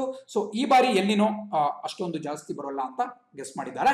ಸೊ ಎಲ್ನಿನೋನ ಇನ್ನೊಂದು ಡೀಟೇಲ್ ಏನಪ್ಪಾ ಅಂತ ಹೇಳಿದ್ರೆ ಅದನ್ನ ಕ್ರೈಸ್ಟ್ ಚೈಲ್ಡ್ ಅಂತ ಕೂಡ ಕರಿತೀವಿ. ಕ್ರೈಸ್ಟ್ ಚೈಲ್ಡ್ ಅಂದ್ರೇನು? ಕ್ರಿಸ್ತನ ಮಗು ಅಂತ ಕೂಡ ಕರಿತೀವಿ. ಬಿಕಾಸ್ ಇದು ಕ್ರಿಸ್ಮಸ್ ಟೈಮಲ್ಲಿ ಅಂದ್ರೆ ಡಿಸೆಂಬರ್ ಸಮಯದಲ್ಲಿ ಆ ಒಂದು ಪೆಸಿಫಿಕ್ ಸಾಗರದಲ್ಲಿ ಪೆರು ದೇಶದ ಕರಾವಳಿ ತೀರದಲ್ಲಿ ಇದು ಉದ್ಭವ ಆಗುತ್ತೆ. ಅಲ್ಲಿ ಉದ್ಭವವಾಗುವುದು ನಮ್ಮ ಭಾರತೀಯ ಆರ್ಥಿಕತೆ ಮೇಲೆ ನೇರ ಪರಿಣಾಮವನ್ನು ಕೂಡ ಬೀರುತ್ತೆ. ಸೊ ಇಷ್ಟು ಡೀಟೇಲ್ಸ್ ನೀವು ದಯವಿಟ್ಟು ನೆನ್ಪಿಟ್ಕೊಳ್ಳಬೇಕಾಗುತ್ತೆ. ಅಂಡ್ ಇಂಡಿಯಾ ಮೆಟೆರಲಾಜಿಕಲ್ ಡಿಪಾರ್ಟ್ಮೆಂಟ್ ಅಥವಾ ಭಾರತೀಯ ಹವಾಮಾನ ಇಲಾಖೆಯ ಬಗ್ಗೆ ಕೂಡ ನೆನ್ಪಿಟ್ಕೊಂಡು ನಾವು ಮುಂದೆ ಹೋಗೋಣ. ಅಂಡ್ ಈ ಲಾಂಗ್ ಪೀರಿಯಡ್ ಅವರೇಜ್ ಅಂತ ನಾನು ಹೇಳಿದೆ 1961ರಿಂದ 2010, ಅದು ಕೂಡ ಬಹಳ ಇಂಪಾರ್ಟೆಂಟ್ ಆದಂತಹ ಒಂದು ವಿಷಯ, ನಿಮಗೆ ಬೇರೆ ಬೇರೆ ಕಡೆ ಸಿಗಲ್ಲ. ಸೊ ದಯವಿಟ್ಟು ಅದನ್ನ ನೋಟ್ ಡೌನ್ ಮಾಡ್ಕೊಂಡೆ ಮುಂದೆ ಹೋಗಿ. ಅಂಡ್ ಈ ಒಂದು ನ್ಯೂಸ್ ಹೇಳುತ್ತೆ ಸಲಹಾ ತಂಡಕ್ಕೆ ಪಿಚೈ ಮತ್ತು ನಡೆಲ ಅಂತೇಳಿ. ಸೊ ಒಂದ್ ಮತ್ತೆ ನೆನ್ಪಿಟ್ಕೊಳ್ಳಿ, ಸದ್ಯಕ್ಕೆ ಪ್ರಪಂಚಾದ್ಯಂತ ಕೊರೋನಾ ವೈರಸ್ ನಿಂದ ಅತಿ ಹೆಚ್ಚು ಬಾಧನೆಗೆ ಒಳಪಟ್ಟಿರುವ ದೇಶ ಯಾವ್ದಪ್ಪ ಅಂತ ಹೇಳಿದ್ರೆ ಜಗತ್ತಿನ ದೊಡ್ಡಣ್ಣ ಅಂತಾನೆ ಕರೆಸಿಕೊಳ್ಳುವ ಅಮೆರಿಕ. ಸೊ ಅಮೆರಿಕದಲ್ಲಿ ಸಾಕಷ್ಟು ಆರ್ಥಿಕ ಸಂಕಷ್ಟ ಉಂಟಾಗಿದೆ. ಇಂತಹ ಸಂದರ್ಭದಲ್ಲಿ ಅಮೆರಿಕವನ್ನ ಆರ್ಥಿಕ ಸುಸ್ಥಿತಿಗೆ ತಗೊಂಡ್ಬರುವಂತಹ ಪ್ರಯತ್ನ ನಡೀಲೇಬೇಕಾಗಿದೆ. ಒಂದ್ ಮತ್ತೆ ನೆನ್ಪಿಟ್ಕೊಳ್ಳಿ, ಪ್ರಸ್ತುತ ಅಮೆರಿಕ ಅಧ್ಯಕ್ಷ ಡೊನಾಲ್ಡ್ ಟ್ರಂಪ್ ಅವರೇನಿದ್ದಾರೆ ಅವರಿಗೆ ಇದು ಬಹಳ ನಿರ್ಣಾಯಕ. ಯಾಕಪ್ಪ ಅಂದ್ರೆ 2020 ಅನ್ನೋದು ಅಮೆರಿಕ ಅಧ್ಯಕ್ಷೀಯ ಚುನಾವಣೆಯ ವರ್ಷ. ಸೊ ಟ್ರಂಪ್ ಅವರಿಗೆ ಎಲೆಕ್ಷನ್ ಇಯರ್ ಆಗಿರೋ ಕಾರಣದಿಂದ ಇದು ಬಹಳ ನಿರ್ಣಾಯಕವಾಗಿದೆ. ಬಿಕಾಸ್ ನಾನು ಅವತ್ತಿನ ಕ್ಲಾಸಲ್ಲಿ ಕೂಡ ಹೇಳ್ತಾ ಇದ್ದೆ, ಡೆಮೊಕ್ರೆಟಿಕ್ ಪಕ್ಷದ ಜೋಯ್ ಬಿಡನ್ ಅವರು ಟ್ರಂಪ್ ಅವರನ್ನ ಅವರ ಒಂದು ಎಲೆಕ್ಷನ್ ನೊಂದಿಗೆ ಹಣಾಹಣಿಯನ್ನು ನಡೆಸ್ತಾ ಇದ್ದಾರೆ. ಬಹಳ ಒಂದು ಕ್ಲೋಸ್ ಆಗಿ ನಡೀತಿರ್ತಕ್ಕಂಥ ಹಣಾಹಣಿ. ಸೊ ಟ್ರಂಪ್ ಅವರಿಗೆ ಅಮೆರಿಕ ಆರ್ಥಿಕತೆಯನ್ನ ಆದಷ್ಟು ವೇಗವಾಗಿ ಪುನಶ್ಚೇತನಗೊಳಿಸುವುದು ಬಹಳ ಇಂಪಾರ್ಟೆಂಟ್ ಆಗಿದೆ. ಸೊ ಈ ಒಂದು ನಿಟ್ಟಿನಲ್ಲಿ ಅವರು ಸುಮಾರು 200 ಜನ ಎಕ್ಸ್ಪರ್ಟ್ಸ್ ಅಥವಾ ಪರಿಣಿತರ ಒಂದು ಸಮಿತಿಯನ್ನ ರಚನೆ ಮಾಡಿದ್ದಾರೆ. ಈ ಸಮಿತಿ ಅಮೆರಿಕದ ಆರ್ಥಿಕ ಪುನಶ್ಚೇತನಕ್ಕೆ ಬೇಕಾದಂತಹ ಸಲಹೆಗಳನ್ನ ಕೊಡುತ್ತೆ. ಒಂದ್ ಮತ್ತೆ ನೆನ್ಪಿಟ್ಕೊಳ್ಳಿ, ಬೇರೆ ಬೇರೆ ರಂಗದ ಸಮಿತಿಗಳನ್ನ ಮಾಡಿದ್ದಾರೆ. ಕೈಗಾರಿಕಾ ರಂಗದ್ದು, ಉತ್ಪಾದನಾ ವಲಯದ್ದು, ತಂತ್ರಜ್ಞಾನ ಕ್ಷೇತ್ರ, ಹೀಗೆ ಹಲವಾರು ಕ್ಷೇತ್ರಗಳಿಗೆ ಸಂಬಂಧಪಟ್ಟಂತಹ ಬೇರೆ ಬೇರೆ ತಂಡಗಳನ್ನ ಮಾಡಿದ್ದಾರೆ. ಬಟ್ ಭಾರತಕ್ಕೆ ಹೆಮ್ಮೆ ಪಡಬೇಕಂತ ವಿಷಯ ಏನಪ್ಪಾ ಅಂತ ಹೇಳಿದ್ರೆ ಸುಮಾರು 6 ಜನ ಭಾರತೀಯ ವ್ಯಕ್ತಿಗಳು, ಭಾರತೀಯ ಮೂಲದವರು, ಅಂದ್ರೆ ಇಂಡಿಯನ್ ಒರಿಜಿನ್ ಪೀಪಲ್ ಅಂತ ಕರಿತೀವಿ ಅಥವಾ ಭಾರತೀಯ ಸಂಜಾತರು ಈ ಒಂದು 200 ಜನ ಎಕ್ಸ್ಪರ್ಟ್ಸ್ ನ ಲಿಸ್ಟ್ ನಲ್ಲಿ ಇದ್ದಾರೆ. ಅವ್ರು ಯಾರಪ್ಪ ಅಂತ ಹೇಳಿದ್ರೆ ಅಷ್ಟು ಜನರ ಹೆಸರನ್ನ ನೆನ್ಪಿಟ್ಕೋಬೇಕು ಅಂತ ಏನಿಲ್ಲ. ಅದರಲ್ಲಿ ಪ್ರಮುಖರ ಬಗ್ಗೆ ನಾವು ಮಾತಾಡ್ತಾ ಹೋಗೋಣ. ಮೊದಲನೇದಾಗಿ ಗೂಗಲ್ ನ ಸಿಇಒ ಸುಂದರ್ ಪಿಚಾಯ್, ನೀವು ಚಿತ್ರದಲ್ಲಿ ನೋಡ್ತಾ ಇರುವಂತಹ ವ್ಯಕ್ತಿ ಸುಂದರ್ ಪಿಚಾಯ್, ಬಹಳ ಪ್ರಖ್ಯಾತ ವ್ಯಕ್ತಿ. ಇವರು ಪಶ್ಚಿಮ ಬಂಗಾಳದ ಖರಗ್ಪುರ್ ಏನಿದೆ, ಐಐಟಿ ಖರಗ್ಪುರ್ ಪಶ್ಚಿಮ ಬಂಗಾಳದಲ್ಲಿ ಬರುತ್ತೆ. ಅಲ್ಲಿ ಇವರು ತಮ್ಮ ಇಂಜಿನಿಯರಿಂಗ್ ಪದವಿಯನ್ನು ಗಳಿಸಿದ್ರು. ಈಗ ಜಗತ್ತಿನ ಅತಿ ದೊಡ್ಡ ಇಂಟರ್ನೆಟ್ ಸರ್ಚ್ ಇಂಜಿನ್ ಆಗಿರತಕ್ಕಂತಹ ಗೂಗಲ್ ಕಂಪನಿಯ ಸಿಇಒ ಆಗಿ ಕಾರ್ಯನಿರ್ವಹಿಸ್ತಾ ಇದ್ದಾರೆ. ಇವರು ಕೂಡ ಈ ಒಂದು ಸಲಹಾ ತಂಡದಲ್ಲಿದ್ದಾರೆ. ಜೊತೆಗೆ ನಮ್ಮ ಮೈಕ್ರೋಸಾಫ್ಟ್ ನ ಸಿಇಒ, ನಾನೇನು ಹಿಂದಿನ ಒಂದು ನ್ಯೂಸ್ ನಲ್ಲಿ ಮೈಕ್ರೋಸಾಫ್ಟ್ ನ ಸಂಸ್ಥಾಪಕ ಬಿಲ್ ಗೇಟ್ಸ್ ಅವ್ರ ಬಗ್ಗೆ ಮಾತಾಡ್ತಾ ಇದ್ದೆ, ಅದೇ ಕಂಪನಿಯ ಪ್ರಸ್ತುತ ಸಿಇಒ ಸತ್ಯ ನಡೆಲ ಅವರು ಕೂಡ ಇದರಲ್ಲಿದ್ದಾರೆ. ಅಂಡ್ ಅದೇ ರೀತಿ ನೀವು ನೋಡ್ತಾ ಹೋದ್ರೆ ಮಾಸ್ಟರ್ ಕಾರ್ಡ್ ನ ಅಜಯ್ ಬಂಗಾ ಅವರು ಕೂಡ ಇದ್ದಾರೆ. ಸೊ ಮಾಸ್ಟರ್ ಕಾರ್ಡ್ ಅಂದ್ರೆ ನೀವೇನು ನಿಮ್ಮ ಬಳಿ ಇರತಕ್ಕಂತಹ ಡೆಬಿಟ್ ಕಾರ್ಡ್, ಕ್ರೆಡಿಟ್ ಕಾರ್ಡ್ ಇರುತ್ತೆ, ಅದನ್ನ ನೀವು ತೆಗೆದು ನೋಡಿದಲ್ಲಿ ನಿಮಗೆ ವೀಸಾ ಅಂತ ಇರುತ್ತೆ ಅಥವಾ ಮಾಸ್ಟರ್ ಕಾರ್ಡ್ ಅಂತ ಇರುತ್ತೆ, ಅದೇ ರೀತಿ ರುಪೇ ಅಂತಾನು ಕೂಡ ಇರಬಹುದು. ಸೊ ಈ ಮಾಸ್ಟರ್ ಕಾರ್ಡ್ ಕಂಪನಿ ಏನಿದೆ ಆ ಮಾಸ್ಟರ್ ಕಾರ್ಡ್ ಕಂಪನಿಯ ಸಿಇಒ ಆಗಿರತಕ್ಕಂಥವ್ರು ಈ ಅಜಯ್ ಬಂಗಾ ಅವರು ಕೂಡ ಭಾರತೀಯ ಮೂಲದವರು. ಸೊ ಇವರು ಕೂಡ ಆ ಒಂದು ಲಿಸ್ಟ್ ನಲ್ಲಿ ಇದ್ದಾರೆ. ಸೊ ಇದು ಒಂದು ಹೆಮ್ಮೆಯ ಸಂಗತಿ. ಯಾಕಪ್ಪ ಅಂದ್ರೆ ಜಗತ್ತಿನ ಆರ್ಥಿಕತೆಯ ದೊಡ್ಡಣ್ಣ ಅಂತಾನೆ ಕರೆಸಿಕೊಳ್ಳುವ ಅಮೆರಿಕಾದ ಆರ್ಥಿಕ ನೆರವಿಗೆ ಕೂಡ ನಮ್ಮ ಭಾರತೀಯ ಮೂಲದ ವ್ಯಕ್ತಿಗಳೇ ಬೇಕಾಗ್ತಾರೆ. ಸೊ ಇದು ಯಾವ ರೀತಿ ನಮ್ಮ ಭಾರತೀಯ ಸಮುದಾಯ ಪ್ರಪಂಚಾದ್ಯಂತ ತನ್ನ ಒಂದು ಪವರ್ ಅನ್ನ ಹೊಂದಿದೆ ಅಂತ ಒಂದು ಜಸ್ಟ್ ಎಕ್ಸಾಂಪಲ್ ಆಗಿದೆ. ಇದರೊಂದಿಗೆ ಮುಂದಿನ ಸುದ್ದಿಯತ್ತ ನಾವು ಗಮನ ಹರಿಸೋಣ. ಸೊ ಮುಂದಿನ ಸುದ್ದಿ ನೋಡೋದಾದ್ರೆ, disinfectant tunnels can cause harm ಅಂತ ಒಂದು ಸುದ್ದಿ ಹೇಳ್ತಾ ಇದೆ. ನೋಡಿ, ಇತ್ತೀಚೆಗಷ್ಟೇ ನಮ್ಮ ಕರ್ನಾಟಕದಲ್ಲೂ ಕೂಡ ಒಂದು ಸುದ್ದಿ ಬಂದಿತ್ತು. ಏನಪ್ಪಾ ಅಂದ್ರೆ, ಬೇರೆ ಬೇರೆ ಮಾರುಕಟ್ಟೆಗಳಿರ್ಬೋದು, ಜನನಿಬಿಡ ಪ್ರದೇಶಗಳಲ್ಲಿ ಈ ಡಿಸ್ಇನ್ಫೆಕ್ಟೆಂಟ್ ಟನಲ್ ಅಥವಾ ನೀವು ಇಲ್ಲೇನ್ ಚಿತ್ರದಲ್ಲಿ ನೋಡ್ತಾ ಇದ್ದೀರಾ, ಒಂದು ದ್ವಾರವನ್ನ ಮಾಡಿರ್ತಾರೆ. ಆ ದ್ವಾರದ ಮೂಲಕ ಹಾದು ಹೋಗುವಂತ ಜನರಿಗೆ ರಾಸಾಯನಿಕವನ್ನ ಸಿಂಪಡಣೆ ಮಾಡ್ತಾರೆ. ಇದು ನಮ್ಮ ಕರ್ನಾಟಕದಲ್ಲಿ ಬೇರೆ ಬೇರೆ ಜಾಗದಲ್ಲಿ ಎಪಿಎಂಸಿ ಏನಿದೆ, ನಮ್ಮ ಕೃಷಿ ಉತ್ಪನ್ನ ಮಾರುಕಟ್ಟೆ ಸಮಿತಿ, ಅಲ್ಲೂ ಕೂಡ ಅಳವಡಿಸಿದ್ರು, ಬೇರೆ ಬೇರೆ ಪ್ರದೇಶದಲ್ಲಿ ಕೂಡ ಅಳವಡಿಸಿದ್ರು. ಬಟ್ ನನಗೂ ಕೂಡ ವೈಯಕ್ತಿಕವಾಗಿ ಸಾಕಷ್ಟು ದಿನಗಳಿಂದ ಒಂದು ಪ್ರಶ್ನೆ ಕಾಡ್ತಾ ಇತ್ತು, ಇಂತಹ ದ್ವಾರದ ಒಳಗಡೆಯಿಂದ ಹೊರಗಡೆ ಬಂದ್ರೆ ಇಸ್ ಇಟ್ ರಿಯಲಿ ಗುಡ್, ಅಂದ್ರೆ ಅದು ನಿಜವಾಗ್ಲೂ ಈ ಒಂದು ವೈರಸ್ ಗಳನ್ನಾಗಿರ್ಬೋದು ಅಥವಾ ಇತರೆ ಸೂಕ್ಷ್ಮಾಣು ಜೀವಿಗಳನ್ನ ಕೊಂದು ಹಾಕುತ್ತಾ ಅಂತ ನನಗೂ ಕೂಡ ವೈಯಕ್ತಿಕವಾಗಿ ಕೂಡ ಒಂದು ಡೌಟ್ ಇರ್ತಿತ್ತು. ಯಾಕಪ್ಪ ಅಂದ್ರೆ ನೋಡಿ, ಆ ವೈರಸ್ಗಳನ್ನ ಕೊಡುವುದು ಅಷ್ಟೊಂದು ಸುಲಭ ಅಲ್ಲ. ಇವ್ರೇನ್ ಮಾಡ್ತಾರಪ್ಪ ಅಂದ್ರೆ, ಸೋಡಿಯಂ ಹೈಪೋಕ್ಲೋರೈಟ್ ಅಂತಕ್ಕಂತಹ ಒಂದು ರಾಸಾಯನಿಕ ದ್ರಾವಣವನ್ನ ಸಿಂಪಡಣೆ ಮಾಡ್ತಾರೆ. ಒಂದ್ ಮತ್ತೆ ನೆನ್ಪಿಟ್ಕೊಳ್ಳಿ, ಇದನ್ನ ನೋಟ್ ಡೌನ್ ಕೂಡ ಮಾಡ್ಕೊಳ್ಳಿ. ಸೋಡಿಯಂ ಹೈಪೋಕ್ಲೋರೈಟ್ ಅಂತ ಹೇಳಿದ್ರೆ ಮಾಮೂಲಿ ಬ್ಲೀಚ್ ಪೌಡರ್, ನಾವೇನು ಪ್ರತಿನಿತ್ಯ ಕ್ಲೀನ್ ಮಾಡಕ್ಕೆ ಯೂಸ್ ಮಾಡ್ತೀವಿ ಬ್ಲೀಚ್ ಪೌಡರ್, ಅದನ್ನ ನಾವು ಸೋಡಿಯಂ ಹೈಪೋಕ್ಲೋರೈಟ್ ಅಂತ ಕರಿತೀವಿ. ಈ ಸೋಡಿಯಂ ಹೈಪೋಕ್ಲೋರೈಟ್ ದ್ರಾವಣವನ್ನ ಸಿಂಪಡಣೆ ಮಾಡಿದ ತಕ್ಷಣ ಜನರಿಗೆ ಒಳ್ಳೇದಾಗುತ್ತಾ ಅಂತ ನಾನು ಕೂಡ ಅನ್ಕೊಂತಾ ಇದ್ದೆ. ಬಟ್ ಈಗ ಕೂಡ ಅದಕ್ಕೆ ಒಂದು ವೈಜ್ಞಾನಿಕವಾದಂತಹ ಒಂದು ಅಧ್ಯಯನ ಹೇಳ್ತಾ ಇದೆ. ನಿಜ ಹೇಳ್ಬೇಕು ಅಂದ್ರೆ, ಈ ಡಿಸ್ಇನ್ಫೆಕ್ಟೆಂಟ್ ಟನಲ್ ಏನಿದೆ, ಈ ಸೋಡಿಯಂ ಹೈಪೋಕ್ಲೋರೈಟ್ ಅನ್ನ ಸಿಂಪಡಣೆ ಮಾಡೋದ್ರಿಂದ ಒಳ್ಳೇದಕ್ಕಿಂತ ಕೆಟ್ಟದೇ ಜಾಸ್ತಿ ಅಂತ ಅವ್ರು ಹೇಳ್ತಾ ಇದ್ದಾರೆ. ಒಂದ್ ಮತ್ತೆ ನೆನ್ಪಿಟ್ಕೊಳ್ಳಿ, ಫಸ್ಟ್ ಆಫ್ ಆಲ್ ಇದು ಏನು ಸಂಪೂರ್ಣವಾಗಿ ಈ ರೋಗಾಣುಗಳನ್ನ ಸಾಯಿಸುವುದಿಲ್ಲ. ಬಿಕಾಸ್ ನೋಡಿ, ನೀವೇ ಗಮನಿಸಿದ್ರಿ, ಬೇಕಾದ್ರೆ ಮೇಲ್ಗಡೆಯಿಂದ ಸ್ವಲ್ಪ ಸಿಂಪಡಣೆ ಮಾಡ್ತಾ ಇರ್ತಾರೆ, ಅದು ಕೇವಲ ನಮ್ಮ ತಲೆಯ ಭಾಗ ಇರ್ಬೋದು ಅಥವಾ ನಮ್ಮ ಏನು ಎಕ್ಸ್ಪೋಸ್ಡ್ ಪ್ಲೇಸಸ್ ಇರುತ್ತೆ, ನಮ್ಮ ಶರ್ಟ್ ಇರ್ಬೋದು, ಶೋಲ್ಡರ್ಸ್ ಇರ್ಬೋದು, ಇಂತಹ ಭಾಗಗಳಿಗೆ ಮಾತ್ರ ಬೀಳುತ್ತೆ. ಅದೇ ನಮ್ಮ ಕಾಲುಗಳಿರ್ಬೋದು ಅಥವಾ ಒಳಭಾಗದಲ್ಲಿ, ದೇಹದ ಒಳಭಾಗದಲ್ಲಿ ಇರುವಂತಹ ವೈರಾಣುಗಳನ್ನ ಅದು ಕೊಲ್ಲುವುದಿಲ್ಲ. ಸೊ ಇದೊಂದು ಅವೈಜ್ಞಾನಿಕ ಕ್ರಮ ಅಂತಾನೆ ಹೇಳ್ಬೋದು. ಬಟ್ ಆದ್ರೂ ಕೂಡ ಎಲ್ಲೋ ಒಂದ್ ಕಡೆ ನಮ್ಮ ದೇಶದ ಅಥಾರಿಟಿಗಳು ಇದರ ಬಗ್ಗೆ ಗಮನ ಹರಿಸದಲ್ಲೇ ಬಹಳ ಒಂದು ಅವೈಜ್ಞಾನಿಕ ರೀತಿಯಲ್ಲಿ ಇದನ್ನ ಮಾಡಿದ್ರು. ಮತ್ತೊಂದು ಮತ್ತೆ ನೆನ್ಪಿಟ್ಕೊಳ್ಳಿ, ಸೋಡಿಯಂ ಹೈಪೋಕ್ಲೋರೈಟ್ ಅಂದ್ರೆ ನಾನು ಬ್ಲೀಚಿಂಗ್ ಪೌಡರ್ ಅಂತ ಆಗ್ಲೇ ನಿಮಗೆ ಹೇಳಿದೀನಿ. ಬ್ಲೀಚಿಂಗ್ ಪೌಡರ್ ಅನ್ನ ನಮಗೆ ಸಿಂಪಡಣೆ ಮಾಡೋದ್ರಿಂದ ಆಕ್ಚುಲಿ ನಮ್ಮ ದೇಹಕ್ಕೆ ಕೂಡ ಅದು ಮಾರಕವಾಗಬಹುದು. ಇಲ್ಲಿ ನಿಮ್ಗೆ ಕೊಟ್ಟಿದ್ದಾರೆ ನ್ಯಾಸಲ್ ಅಂಡ್ ಆಕ್ಯುಲರ್ ಇರಿಟೇಷನ್. ನೋಡಿ, ಮೂಗ್ನಲ್ಲಿ ಇರಿಟೇಟ್ ಆಗುತ್ತೆ, ಬಿಕಾಸ್ ನೀವು ಬ್ಲೀಚಿಂಗ್ ಪೌಡರ್ ನ ಸ್ಮೆಲ್ ಅನ್ನ ತೆಗೆದುಕೊಂಡಲ್ಲಿ ನಿಮಗೆ ಒಂದು ಇರಿಟೇಷನ್ ಫೀಲ್ ಆಗುತ್ತೆ. ಅದೇ ರೀತಿ ಈ ಒಂದು ದ್ರಾವಣ ಸಿಂಪಡಣೆ ಮಾಡಿದ್ರೆ ಆಗುತ್ತೆ. ಜೊತೆಗೆ ಸೋರ್ ಥ್ರೋಟ್ ಅಂದ್ರೆ ಗಂಟಲಿನಲ್ಲಿ ಸ್ವಲ್ಪ ನವೆ ಆಗ್ಬೋದು ಅಥವಾ ಗಂಟಲಿನ ತೊಂದರೆ ಉಂಟಾಗಬಹುದು. ಅದೇ ರೀತಿ ಕೆಮ್ಮು ಕೂಡ ಉಂಟಾಗುತ್ತೆ. ಸೊ ಅನ್ನೆಸೆಸರಿಲಿ ಸುಮ್ಮನೆ ಜನರಿಗೆ ಇಂತಹ ಆರೋಗ್ಯ ತೊಂದರೆಗಳನ್ನ ಕೊಡ್ತಾ ಇದ್ದಾರೆ. ಇದರಿಂದ ಯಾವುದೇ ರೀತಿಯಾದಂತಹ ಪ್ರಯೋಜನ ಇಲ್ಲದೆ ಇದ್ರು ಕೂಡ ಅದು ನೆನ್ಪಿಟ್ಕೋಬೇಕು. ಅಂಡ್ ಮತ್ತೊಂದು ನೋಟ್ ಡೌನ್ ಮಾಡ್ಕೋಬೇಕು. ಇಲ್ಲಿ ನೋಡ್ತಾ ಇದ್ದೀರಾ 0.5% ಈ ಸೋಡಿಯಂ ಹೈಪೋಕ್ಲೋರೈಟ್ ನ ದ್ರಾವಣವನ್ನ ನಾವು ಡ್ಯಾಕಿನ್ ಸೊಲ್ಯೂಷನ್ ಅಂತ ಕರಿತೀವಿ. ದಯವಿಟ್ಟು ನೋಟ್ ಡೌನ್ ಮಾಡ್ಕೊಳ್ಳಿ, ಡ್ಯಾಕಿನ್ ಸೊಲ್ಯೂಷನ್. ಎಕ್ಸಾಂಪಲ್ ಕೂಡ ಅದನ್ನ ಕೇಳ್ಬೋದು. ಸೊ ಈ ಡ್ಯಾಕಿನ್ ಸೊಲ್ಯೂಷನ್ ಬಗ್ಗೆ ಮಾತಾಡ್ತಿರೋ ಇದರಿಂದ ಬ್ರೈನ್ ಸೊಲ್ಯೂಷನ್ ಅಂತ ಕೂಡ ನೀವು ಕೇಳಿರ್ತೀರಾ. ಅತ್ಯಂತ ಸಾಮಾನ್ಯವಾದಂತಹ ಒಂದು ದ್ರಾವಣ ಇದು. ಬ್ರೈನ್ ಸೊಲ್ಯೂಷನ್ ಅಂತ ಹೇಳಿದ್ರೆ ಉಪ್ಪು ನೀರು. ಒಂದು ಬಾಟಲ್ ನೀರಿಗೆ ನಾವು ಉಪ್ಪನ್ನ ಒಂದಷ್ಟು ಪ್ರಮಾಣದಲ್ಲಿ ಮಿಕ್ಸ್ ಮಾಡಿದ್ವಿ ಅಂದ್ರೆ ಆ ಒಂದು ದ್ರಾವಣವನ್ನ ನಾವು ಬ್ರೈನ್ ಸೊಲ್ಯೂಷನ್ ಅಥವಾ ಬ್ರೈನ್ ದ್ರಾವಣ ಅಂತ ಕರಿತೀವಿ. ದಯವಿಟ್ಟು ಇದನ್ನು ಕೂಡ ನೋಟ್ ಮಾಡ್ಕೊಳ್ಳಿ. ಡ್ಯಾಕಿನ್ ಅಂತ ಹೇಳಿದ್ರೆ ಬ್ಲೀಚಿಂಗ್ ಪೌಡರ್ ಅಥವಾ ಸೋಡಿಯಂ ಹೈಪೋಕ್ಲೋರೈಟ್ ನ ಒಂದು ದ್ರಾವಣ. ಅದೇ ರೀತಿ ಬ್ರೈನ್ ಅಂತ ಹೇಳಿದ್ರೆ ಉಪ್ಪು ನೀರಿನ ಒಂದು ದ್ರಾವಣ, ನೆನ್ಪಿಟ್ಕೊಳ್ಳಿ. ಅದೇ ರೀತಿ ಕೆಮಿಕಲ್ಸ್ ನಗಳ ನೇಮ್ ಕೆಲವೊಬ್ಬರಿಗೆ ತೊಂದರೆ ಉಂಟಾಗಬಹುದು, ಸ್ಪೆಷಲಿ ಈ ಆರ್ಟ್ಸ್ ಮತ್ತೆ ಕಾಮರ್ಸ್ ಬ್ಯಾಕ್ಗ್ರೌಂಡ್ ಸ್ಟೂಡೆಂಟ್ಸ್ಗೆ. ಸೊ ಅದ್ರ ಬಗ್ಗೆ ಸ್ವಲ್ಪ ನೀವು ಗಮನ ಹರಿಸಬೇಕಾಗುತ್ತೆ, ಡೀಪ್ ಆಗಿ ತಿಳ್ಕೊಳ್ತಾ ಹೋಗಬೇಕಾಗುತ್ತೆ. ಅದೇ ರೀತಿ ಮೊನ್ನೆ ನಾವು ಮಾತಾಡ್ತಾ ಇದ್ದಂತಹ ಒಂದು ಔಷಧಿಯ ಹೆಸರು ಹೈಡ್ರಾಕ್ಸಿ ಕ್ಲೋರೋಕ್ವಿನ್. ಈಗ ಮಾತಾಡ್ತಾ ಇರ್ತಕ್ಕಂತಹದ್ದು ಸೋಡಿಯಂ ಹೈಪೋಕ್ಲೋರೈಟ್. ಅದೇ ರೀತಿ ಬ್ರೈನ್ ಸೊಲ್ಯೂಷನ್ ಬಗ್ಗೆ ಕೂಡ ಮಾತಾಡಿದೀವಿ ಅಂಡ್ ಡ್ಯಾಕಿನ್ ಸೊಲ್ಯೂಷನ್ ಬಗ್ಗೆ ಕೂಡ ಹೇಳಿದೀನಿ. ದಯವಿಟ್ಟು ನೋಟ್ ಮಾಡ್ಕೊಂಡು ಮುಂದೋಗಿ. ನಿಮಗೆ ತುಂಬಾ ಸ್ಪೀಡ್ ಅನಿಸ್ತಾ ಇದ್ದಲ್ಲಿ ಇದನ್ನ ಪಾಸ್ ಮಾಡಿ ಕೂಡ ನೋಡಬಹುದು, ಬಿಕಾಸ್ ಜಾಸ್ತಿ ವಿಷಯಗಳನ್ನ ಕಡಿಮೆ ಸಮಯದಲ್ಲಿ ಕವರ್ ಮಾಡಬೇಕಾಗಿರೋದ್ರಿಂದ ಸ್ವಲ್ಪ ವೇಗವಾಗಿ ಹೋಗುವಂತಹ ಸನ್ನಿವೇಶ ಎದುರಾಗಿದೆ. ಇದೇ ರೀತಿ ಮುಂದಿನ ಸುದ್ದಿ ನೋಡೋದಾದ್ರೆ, ಸರ್ಕಾರಕ್ಕೆ ಓಡಿ ಸಂಜೀವಿನಿ ಅಂತ ಹೇಳಿ. ಸೊ ಈ ಓಡಿ ಅಂದ್ರೆ ಏನು ಅಂತ ತಿಳ್ಕೊಳ್ತಾ ಹೋಗೋಣ. ಒಂದ್ ಮಾತನ್ನ ನೆನ್ಪಿಟ್ಕೋಬೇಕು ನೀವು, ಯಾವ ರೀತಿ ನಮ್ಮ ಕರ್ನಾಟಕ ಮಾತ್ರವಲ್ಲ, ನಮ್ಮ ಭಾರತದ ಬಹುತೇಕ ರಾಜ್ಯ ಸರ್ಕಾರಗಳಲ್ಲಿ ಆರ್ಥಿಕ ಮುಗ್ಗಟ್ಟು ಉಂಟಾಗಿದೆ, ಖಜಾನೆಗಳು ಬರಿದಾಗ್ತಾನೆ ಇದಾವೆ. ಸೊ ನಮ್ಮ ಕರ್ನಾಟಕ ಕೂಡ ಒಂದು ವಿನೂತನವಾದಂತಹ ಪ್ಲಾನ್ ಮಾಡಿದ್ದು. ನಿನ್ನೆ ಅಥವಾ ಮೊನ್ನೆ ನ್ಯೂಸ್ ಅಲ್ಲಿ ನೀವು ನೋಡೋದಾದ್ರೆ, ನಮ್ಮ ಬೆಂಗಳೂರು ಅಭಿವೃದ್ಧಿ ಪ್ರಾಧಿಕಾರದ ಬಳಿ ಇರುವ ಸುಮಾರು 12,000ಕ್ಕೂ ಹೆಚ್ಚು ಕಾರ್ನರ್ ಸೈಟ್ ಅಥವಾ ಮೂಲೆ ಸೈಟ್ಗಳನ್ನ ಹರಾಜು ಮಾಡುವಂತಹ ಒಂದು ಯೋಜನೆಯನ್ನ ಕೂಡ ಹಾಕೊಂಡಿದ್ದು ನಮ್ಮ ಸರ್ಕಾರ. ಅದರಿಂದ 15,000 ಕೋಟಿ ಆದಾಯ ನಮ್ಮ ರಾಜ್ಯದ ಬೊಕ್ಕಸಕ್ಕೆ ಹರಿದು ಬರುವಂತಹ ಸಾಧ್ಯತೆ ಇತ್ತು. ಬಟ್ ಅದಕ್ಕೆ ಸಾಕಷ್ಟು ವಿರೋಧ ಕೂಡ ವ್ಯಕ್ತವಾಗ್ತಿದೆ. ಇದೇ ಸಮಯದಲ್ಲಿ ನಮ್ಮ ಸರ್ಕಾರಕ್ಕೆ ಸಂಜೀವಿನಿ ರೀತಿ ಒಂದು ಅವಕಾಶ ಸಿಕ್ಕಿದೆ. ಏನಪ್ಪಾ ಅಂತ ಹೇಳಿದ್ರೆ OD. ಅದನ್ನ ಫುಲ್ ಫಾರ್ಮ್ ಹೇಳೋದಾದ್ರೆ ಓವರ್ ಡ್ರಾಫ್ಟ್ ಅಂತ ಕರಿತೀವಿ. ನೀವು ಕೂಡ ಬ್ಯಾಂಕಿಂಗ್ ವ್ಯವಹಾರಗಳಲ್ಲಿ ತೊಡ್ಕೊಂಡಿದ್ದೀರಿ ಅಂದ್ರೆ ನಿಮ್ಗೆ ಕೂಡ ಗೊತ್ತಿರುತ್ತೆ. ಬೇಸಿಕಲಿ ಓವರ್ ಡ್ರಾಫ್ಟ್ ಏನಪ್ಪಾ ಅಂತ ಹೇಳಿದ್ರೆ, ನಿಮ್ಮ ಬ್ಯಾಂಕ್ ಅಲ್ಲಿ ಫಾರ್ ಎಕ್ಸಾಂಪಲ್ 500 ರೂಪಾಯಿ ಅಷ್ಟು ಹಣ ಇದೆ, ನಿಮ್ಮ ಖಾತೆಯಲ್ಲಿ 500 ರೂಪಾಯಿ ಇದೆ. ಬಟ್ ಆದ್ರೂ ಕೂಡ ನೀವು 20,000 ರೂಪಾಯಿ ಹಣವನ್ನ ಡ್ರಾ ಮಾಡ್ತಾ ಇದ್ದೀರಾ ಅಂತ ಹೇಳಿದ್ರೆ, ಈ 19,500 ರೂಪಾಯಿ ಏನಿದೆ, ಈ ಒಂದು ಮೊತ್ತವನ್ನ ನಾವು ಓವರ್ ಡ್ರಾಫ್ಟ್ ಅಥವಾ OD ಅಂತ ಕರಿತೀವಿ. ಅಂದ್ರೆ ನಿಮ್ಮ ಖಾತೆಯಲ್ಲಿ ಇರುವುದಕ್ಕಿಂತ ಜಾಸ್ತಿ ಹಣವನ್ನ ನೀವು ಡ್ರಾ ಮಾಡ್ತಾ ಇದ್ದೀರಾ. ಸೊ ಅದು ವೆರಿ ಇಂಪಾರ್ಟೆಂಟ್, ನೆನ್ಪಿಟ್ಕೋಬೇಕು. ಬಟ್ ಡ್ರಾ ಮಾಡಿರೋದು ಅವ್ರು ಸುಮ್ಮನೆ ಕೊಟ್ಟಿರಲ್ಲ, ಅದಕ್ಕಿಂತ ಮುಂಚೆ ಒಂದು ಅಗ್ರಿಮೆಂಟ್ ಆಗಿರ್ಬೇಕು. ಅಗ್ರಿಮೆಂಟ್ ಅಂತ ಹೇಳಿದ್ರೆ ನಿಮಗೆ ಪರ್ಮಿಷನ್ ಇರಬೇಕು ಓವರ್ ಡ್ರಾಫ್ಟ್ ಪಡೆದುಕೊಳ್ಳಕ್ಕೆ. ಅಂಡ್ ಈ ಒಂದು ಮೊತ್ತ ಏನಿದೆ, ಈ ಎಕ್ಸ್ಟ್ರಾ ಮೊತ್ತದ ಮೇಲೆ ಅವರು ಬಡ್ಡಿಯನ್ನು ಕೂಡ ವಿಧಿಸ್ತಾರೆ. ಆ ಬಡ್ಡಿಯನ್ನು ಕೂಡ ನೀವು ಕಟ್ಟಬೇಕಾಗುತ್ತೆ. ಒಂದು ರೀತಿಯ ಸಾಲ ಇದ್ದಂಗೆ, ಬಟ್ ಬಹಳ ಸುಲಭವಾದಂತಹ ಸಾಲ. ನೀವು ಯಾವುದೇ ಎಕ್ಸ್ಟ್ರಾ ಡಾಕ್ಯುಮೆಂಟ್ಸ್ ಕೊಡದಲೇನೆ, ಎಕ್ಸ್ಟ್ರಾ ಅಪ್ರೂವಲ್ಸ್ ಇಲ್ಲದೇನೆ ಪಡೆಯುವಂತಹ ಒಂದು ಸಾಲದ ವ್ಯವಸ್ಥೆ. ಇದಕ್ಕೆ ಸರ್ಕಾರ ಈಗ ಈ ಒಂದು ಮೊರೆ ಹೋಗ್ತಾ ಇದೆ. ಹಾಗೆ ನೋಡಿದ್ರೆ 1999ರಿಂದ 1990 ಇಸ್ವಿಯಿಂದ ಈ ಓವರ್ ಡ್ರಾಫ್ಟ್ ಸೌಲಭ್ಯವನ್ನು ನಿಲ್ಲಿಸಲಾಗಿತ್ತು. ಯಾಕಪ್ಪ ಅಂದ್ರೆ ನಮ್ಮ RBI ಏನಿದೆ, ರಿಸರ್ವ್ ಬ್ಯಾಂಕ್ ಆಫ್ ಇಂಡಿಯಾದವರು ಒಂದು ಸಾಕಷ್ಟು ಕಠಿಣವಾದಂತಹ ಕ್ರಮಗಳನ್ನ ಜಾರಿಗೊಳಿಸಿದ ಕಾರಣದಿಂದ ಸರ್ಕಾರಗಳು OD ಪಡೆದುಕೊಳ್ಳಲಿಕ್ಕೆ ಒಂದು ನಿಷೇಧ ಉಂಟಾಗಿತ್ತು. ಬಟ್ ಪ್ರಸ್ತುತ ಸನ್ನಿವೇಶವನ್ನು ನೋಡ್ಕೊಂಡ್ಬಿಟ್ಟು ನಮ್ಮ ಸರ್ಕಾರಗಳ ಆರ್ಥಿಕ ಸಂಕಷ್ಟದಿಂದ ಪಾರು ಮಾಡಬೇಕು ಅನ್ನೋ ಉದ್ದೇಶದಿಂದ RBI ಈ ಒಂದು ನಿಯಮವನ್ನ ಸಡಿಲಗೊಳಿಸಿದೆ. ಹಾಗಾಗಿ ನಮ್ಮ ಕರ್ನಾಟಕವು ಕೂಡ ODಯನ್ನ ಪಡ್ಕೋಬಹುದು. ಎಷ್ಟು ಪಡ್ಕೋಬಹುದಪ್ಪ ಅಂದ್ರೆ, ನಮ್ಮ ಕರ್ನಾಟಕದ ಒಂದು ಆರ್ಥಿಕತೆಯ ಒಂದು ದೃಷ್ಟಿಯಿಂದ ಸುಮಾರು 25,000 ಕೋಟಿಯಷ್ಟು ಓವರ್ ಡ್ರಾಫ್ಟ್ ಅನ್ನ ನಮ್ಮ ಸರ್ಕಾರ ಪಡೆದುಕೊಳ್ಳಬಹುದು. ಸೊ ಇದು ಮೊದಲನೇ ಬಾರಿನ ಅಂತ ಕೇಳಿದ್ರೆ ಖಂಡಿತ ಅಲ್ಲ.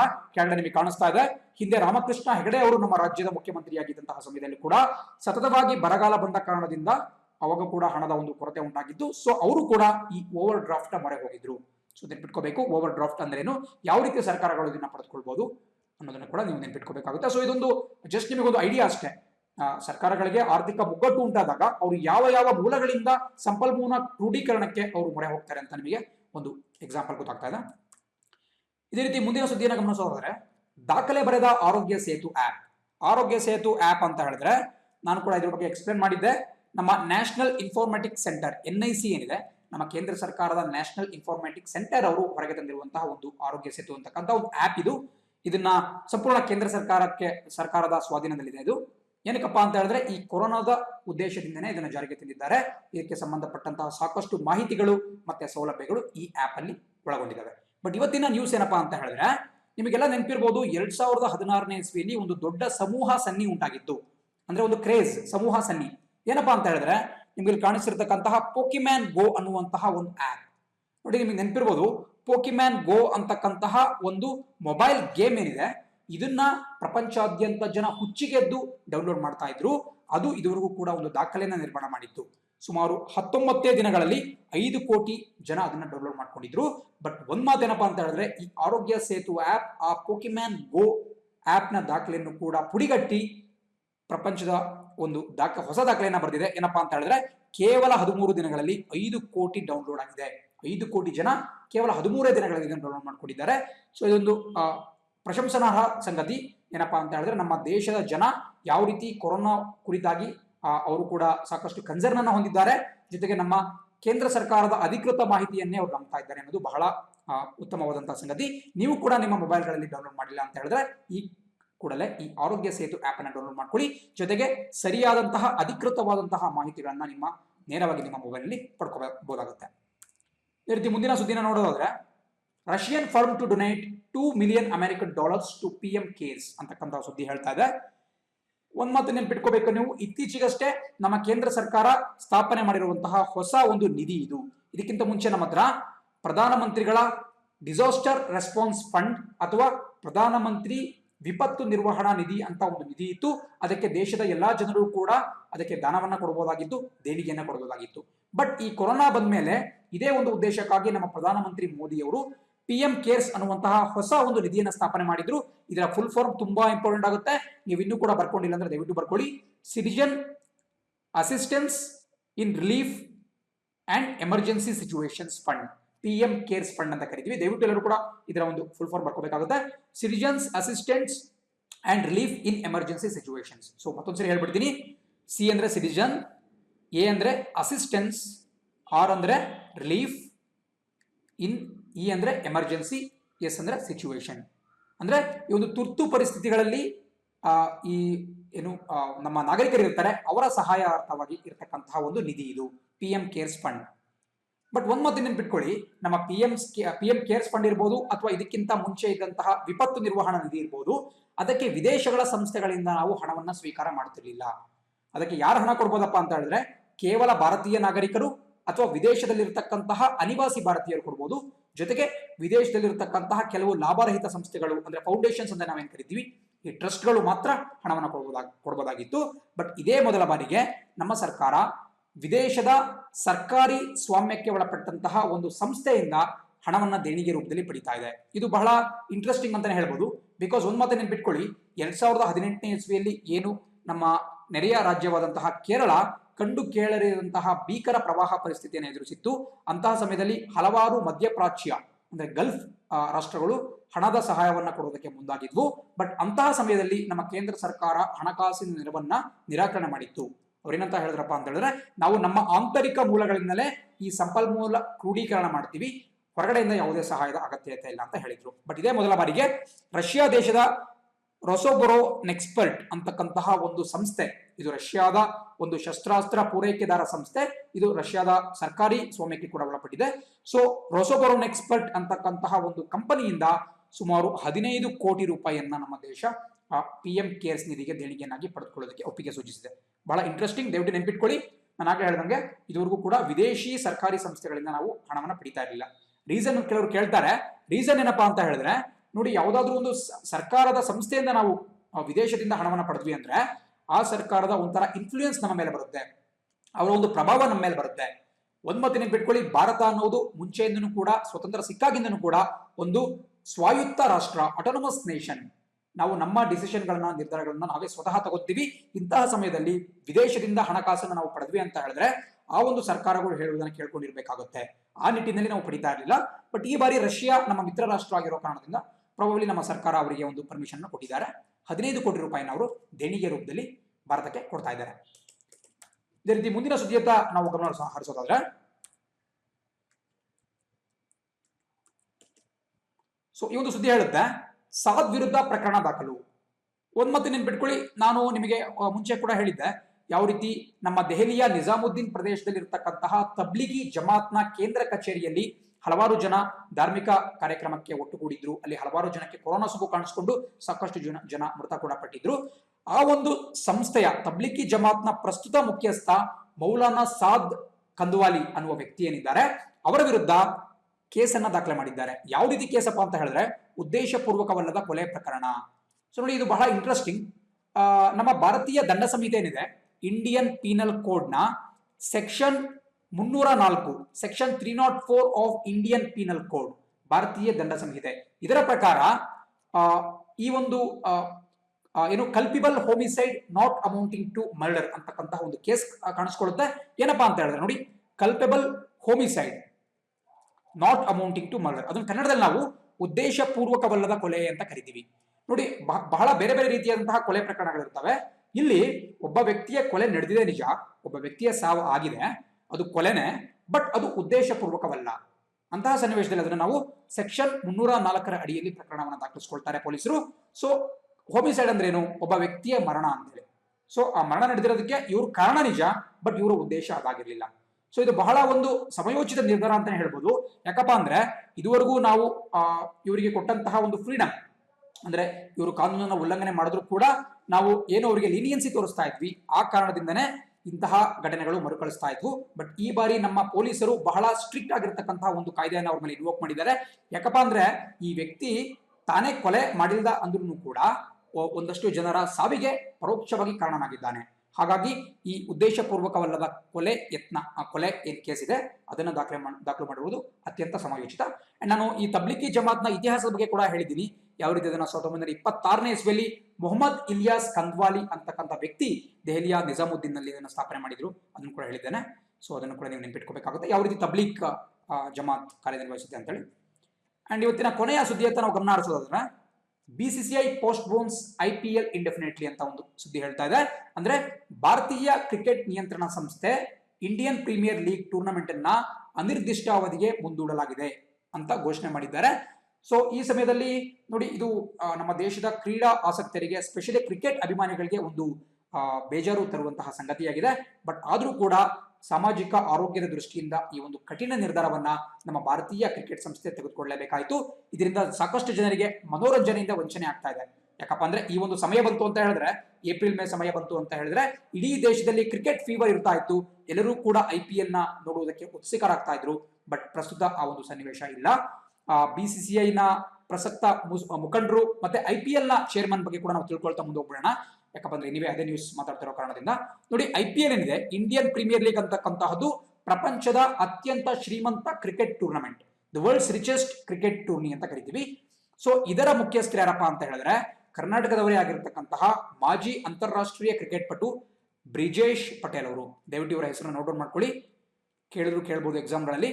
ಕರ್ನಾಟಕದ ಬ್ರಿಜೇಶ್ ಪಟೇಲ್ ಅವರು ಪ್ರಸಕ್ತವಾಗಿ ಇಂಡಿಯನ್ ಪ್ರೀಮಿಯರ್ ಲೀಗ್ ನ ಮುಖ್ಯಸ್ಥರಾಗಿದ್ದಾರೆ. ಅದೇ ರೀತಿ BCCI ಅಂತ ನೀವು ಗಮನ ಹರಿಸೋದಾದ್ರೆ, board for cricket control in India ಅಥವಾ ಭಾರತೀಯ ಕ್ರಿಕೆಟ್ ನಿಯಂತ್ರಣ ಸಂಸ್ಥೆ, ಇದರ ಚೇರ್ಮನ್ ಯಾರಪ್ಪ ಅಂತ ಹೇಳಿದ್ರೆ ನಮ್ಮ ಭಾರತೀಯ ಕ್ರಿಕೆಟ್ ನ ದಂತಕತೆ, ಮಾಜಿ ಭಾರತೀಯ ಕ್ರಿಕೆಟ್ ತಂಡದ ಕ್ಯಾಪ್ಟನ್ ಆಗಿದ್ದಂತಹ ಸೌರವ್ ಗಂಗೂಲಿ ಅವರು BCCI ನ ಅಧ್ಯಕ್ಷರಾಗಿ ಕಾರ್ಯನಿರ್ವಹಿಸ್ತಾ ಇದ್ದಾರೆ. ಸೊ ಇವರಿಬ್ರು ಮಾತುಕತೆಯನ್ನ ಮಾಡಿಬಿಟ್ಟು ಈ IPL ಅನ್ನ ಅನಿರ್ದಿಷ್ಟ ಅವಧಿಗೆ ಮುಂದೂಡುವಂತಹ ಒಂದು ನಿರ್ಧಾರಕ್ಕೆ ಬಂದಿದ್ದಾರೆ. ಬಟ್ ನನ್ನ ವೈಯಕ್ತಿಕ ಅಭಿಪ್ರಾಯ ಏನಿತ್ತಪ್ಪ ಅಂತ ಹೇಳಿದ್ರೆ, ಆಲ್ರೆಡಿ ನಮ್ಮ ದೇಶದಲ್ಲಿ ಈ ಬೊಕ್ಕಸಕ್ಕೆ ಭಾರಿ ನಷ್ಟ ಉಂಟಾಗ್ತಿದೆ. ಸೊ ಇಂತಹ ಸಮಯದಲ್ಲಿ IPL ಅನ್ನ ನಾವು ಖಾಲಿ ಕ್ರೀಡಾಂಗಣದಲ್ಲಿ ಆಟ ಆಡಿಸಬಹುದಿತ್ತು, ಎಂಟಿ ಸ್ಟೇಡಿಯಂಸ್. ಕೆಲವೊಬ್ರು ಎಕ್ಸ್ಪರ್ಟ್ಸ್ ಅದನ್ನು ಕೂಡ ಹೇಳಿದ್ರು, ಖಾಲಿ ಕ್ರೀಡಾಂಗಣದಲ್ಲಿ ಆಡಿಸೋದ್ರಿಂದ ನಷ್ಟವೇನಿಲ್ಲ ಅಂತೇಳಿ. ಸೊ ಇದರಿಂದ ಎರಡು ಅಡ್ವಾಂಟೇಜ್ ಆಗ್ತಿತ್ತು. ಒಂದು, ನಮ್ಮ ಸರ್ಕಾರಕ್ಕೆ ಒಂದಷ್ಟು ಪ್ರಮಾಣದ ಹಣ ಬರ್ತಾ ಇತ್ತು, ಒಂದಷ್ಟು ತೆರಿಗೆ ಬರ್ತಾ ಇತ್ತು. ಅದರ ಜೊತೆಗೆ ಮೋರ್ ಇಂಪಾರ್ಟೆಂಟ್ಲಿ, ನಮ್ಮ ಏನು ಕ್ವಾರಂಟೈನ್ ಆಗ್ಬಿಟ್ಟು ಜನ ತಮ್ಮ ಮನೆಗಳಲ್ಲಿದ್ದಾರೆ, ಅವರಿಗೆ ಮನೋರಂಜನೆಗಾಗಿ ಒಂದು ಜಾಗ ಸಿಗ್ತಾ ಇತ್ತು, ತಮಗೆ ಮನೋರಂಜನೆ ಸಿಗ್ತಾ ಇತ್ತು. ಜೊತೆಗೆ ಹಲವಾರು ಜನ ಕ್ರಿಕೆಟ್ ಪ್ಲೇಯರ್ಸ್, ನಮ್ಮ ದೊಡ್ಡ ಸ್ಟಾರ್ ಕ್ರಿಕೆಟ್ ಪ್ಲೇಯರ್ಗಳ ತೊಂದರೆ ಏನಿಲ್ಲ, ಬಟ್ ಈ ಚಿಕ್ಕ ಪುಟ್ಟ ಆಟಗಾರರೇನಿದ್ದಾರೆ ಅವರಿಗೂ ಕೂಡ ಒಂದು ಆರ್ಥಿಕ ಮೂಲ ಕೂಡ ಸಿಕ್ಕಂಗಾಗ್ತಾ ಇತ್ತು. ಸೊ ಬಟ್ ನಮಗಿಂತನೂ ಕೂಡ ಉತ್ತಮವಾದಂತಹ ನಿರ್ಧಾರ ಕೈಗೊಳ್ಳೋದಕ್ಕೆ ನಮ್ಮ BCCI ಆಗಿರ್ಬೋದು, IPL ನ ಅಧಿಕಾರಿಗಳಾಗಿರ್ಬೋದು, ಅವರು ಸಶಕ್ತರಿದ್ದಾರೆ. ಸೊ ಅವರು ತೆಗೆದುಕೊಂಡಿರ್ತಕ್ಕಂತಹ ಈ ತೀರ್ಮಾನವನ್ನ ನಾವೆಲ್ಲರೂ ಕೂಡ ಒಪ್ಪಬೇಕಾಗುತ್ತೆ. ಅಂಡ್ ಇನ್ನೂ ಕೆಲವು ಸಮಯಗಳ ಕಾಲ ಈ IPL ಅನ್ನುವಂತಹ ಮನೋರಂಜನೆಗಾಗಿ ನಾವು ವೈಟ್ ಮಾಡಬೇಕಾಗುತ್ತೆ. ಅಂಡ್ ಇದರೊಂದಿಗೆ ಇವತ್ತಿನ ಕರೆಂಟ್ ಅಫೇರ್ಸ್ ಮುಕ್ತಾಯವಾಗುತ್ತೆ. ನಾಳೆ ಇದೇ ಸಮಯಕ್ಕೆ ನಾಳಿನ ದಿನಪತ್ರಿಕೆ ವಿಶ್ಲೇಷಣೆಯೊಂದಿಗೆ ನಿಮ್ಮ ಮುಂದೆ ಹಾಜರಾಗ್ತೀನಿ. ವಿಡಿಯೋ ವೀಕ್ಷಣೆ ಮಾಡಿದ್ದಕ್ಕೆ ಧನ್ಯವಾದಗಳು. ವಿಡಿಯೋ ಇಷ್ಟ ಆಯಿತು ಅಂತ ಹೇಳಿದ್ರೆ ಲೈಕ್ ಮಾಡಿ, ನಮ್ಮ ಅಕಾಡೆಮಿ ಚಾನಲ್ಗೆ ಸಬ್ಸ್ಕ್ರೈಬ್ ಮಾಡಿ, ಜೊತೆಗೆ ವಿಡಿಯೋವನ್ನು ನಿಮ್ಮ ಸ್ನೇಹಿತರೊಂದಿಗೆ ಶೇರ್ ಮಾಡ್ಕೊಳ್ಳೋದನ್ನ ಮರಿಬೇಡಿ. Thanks for watching the video. See you the website. Jai Hind.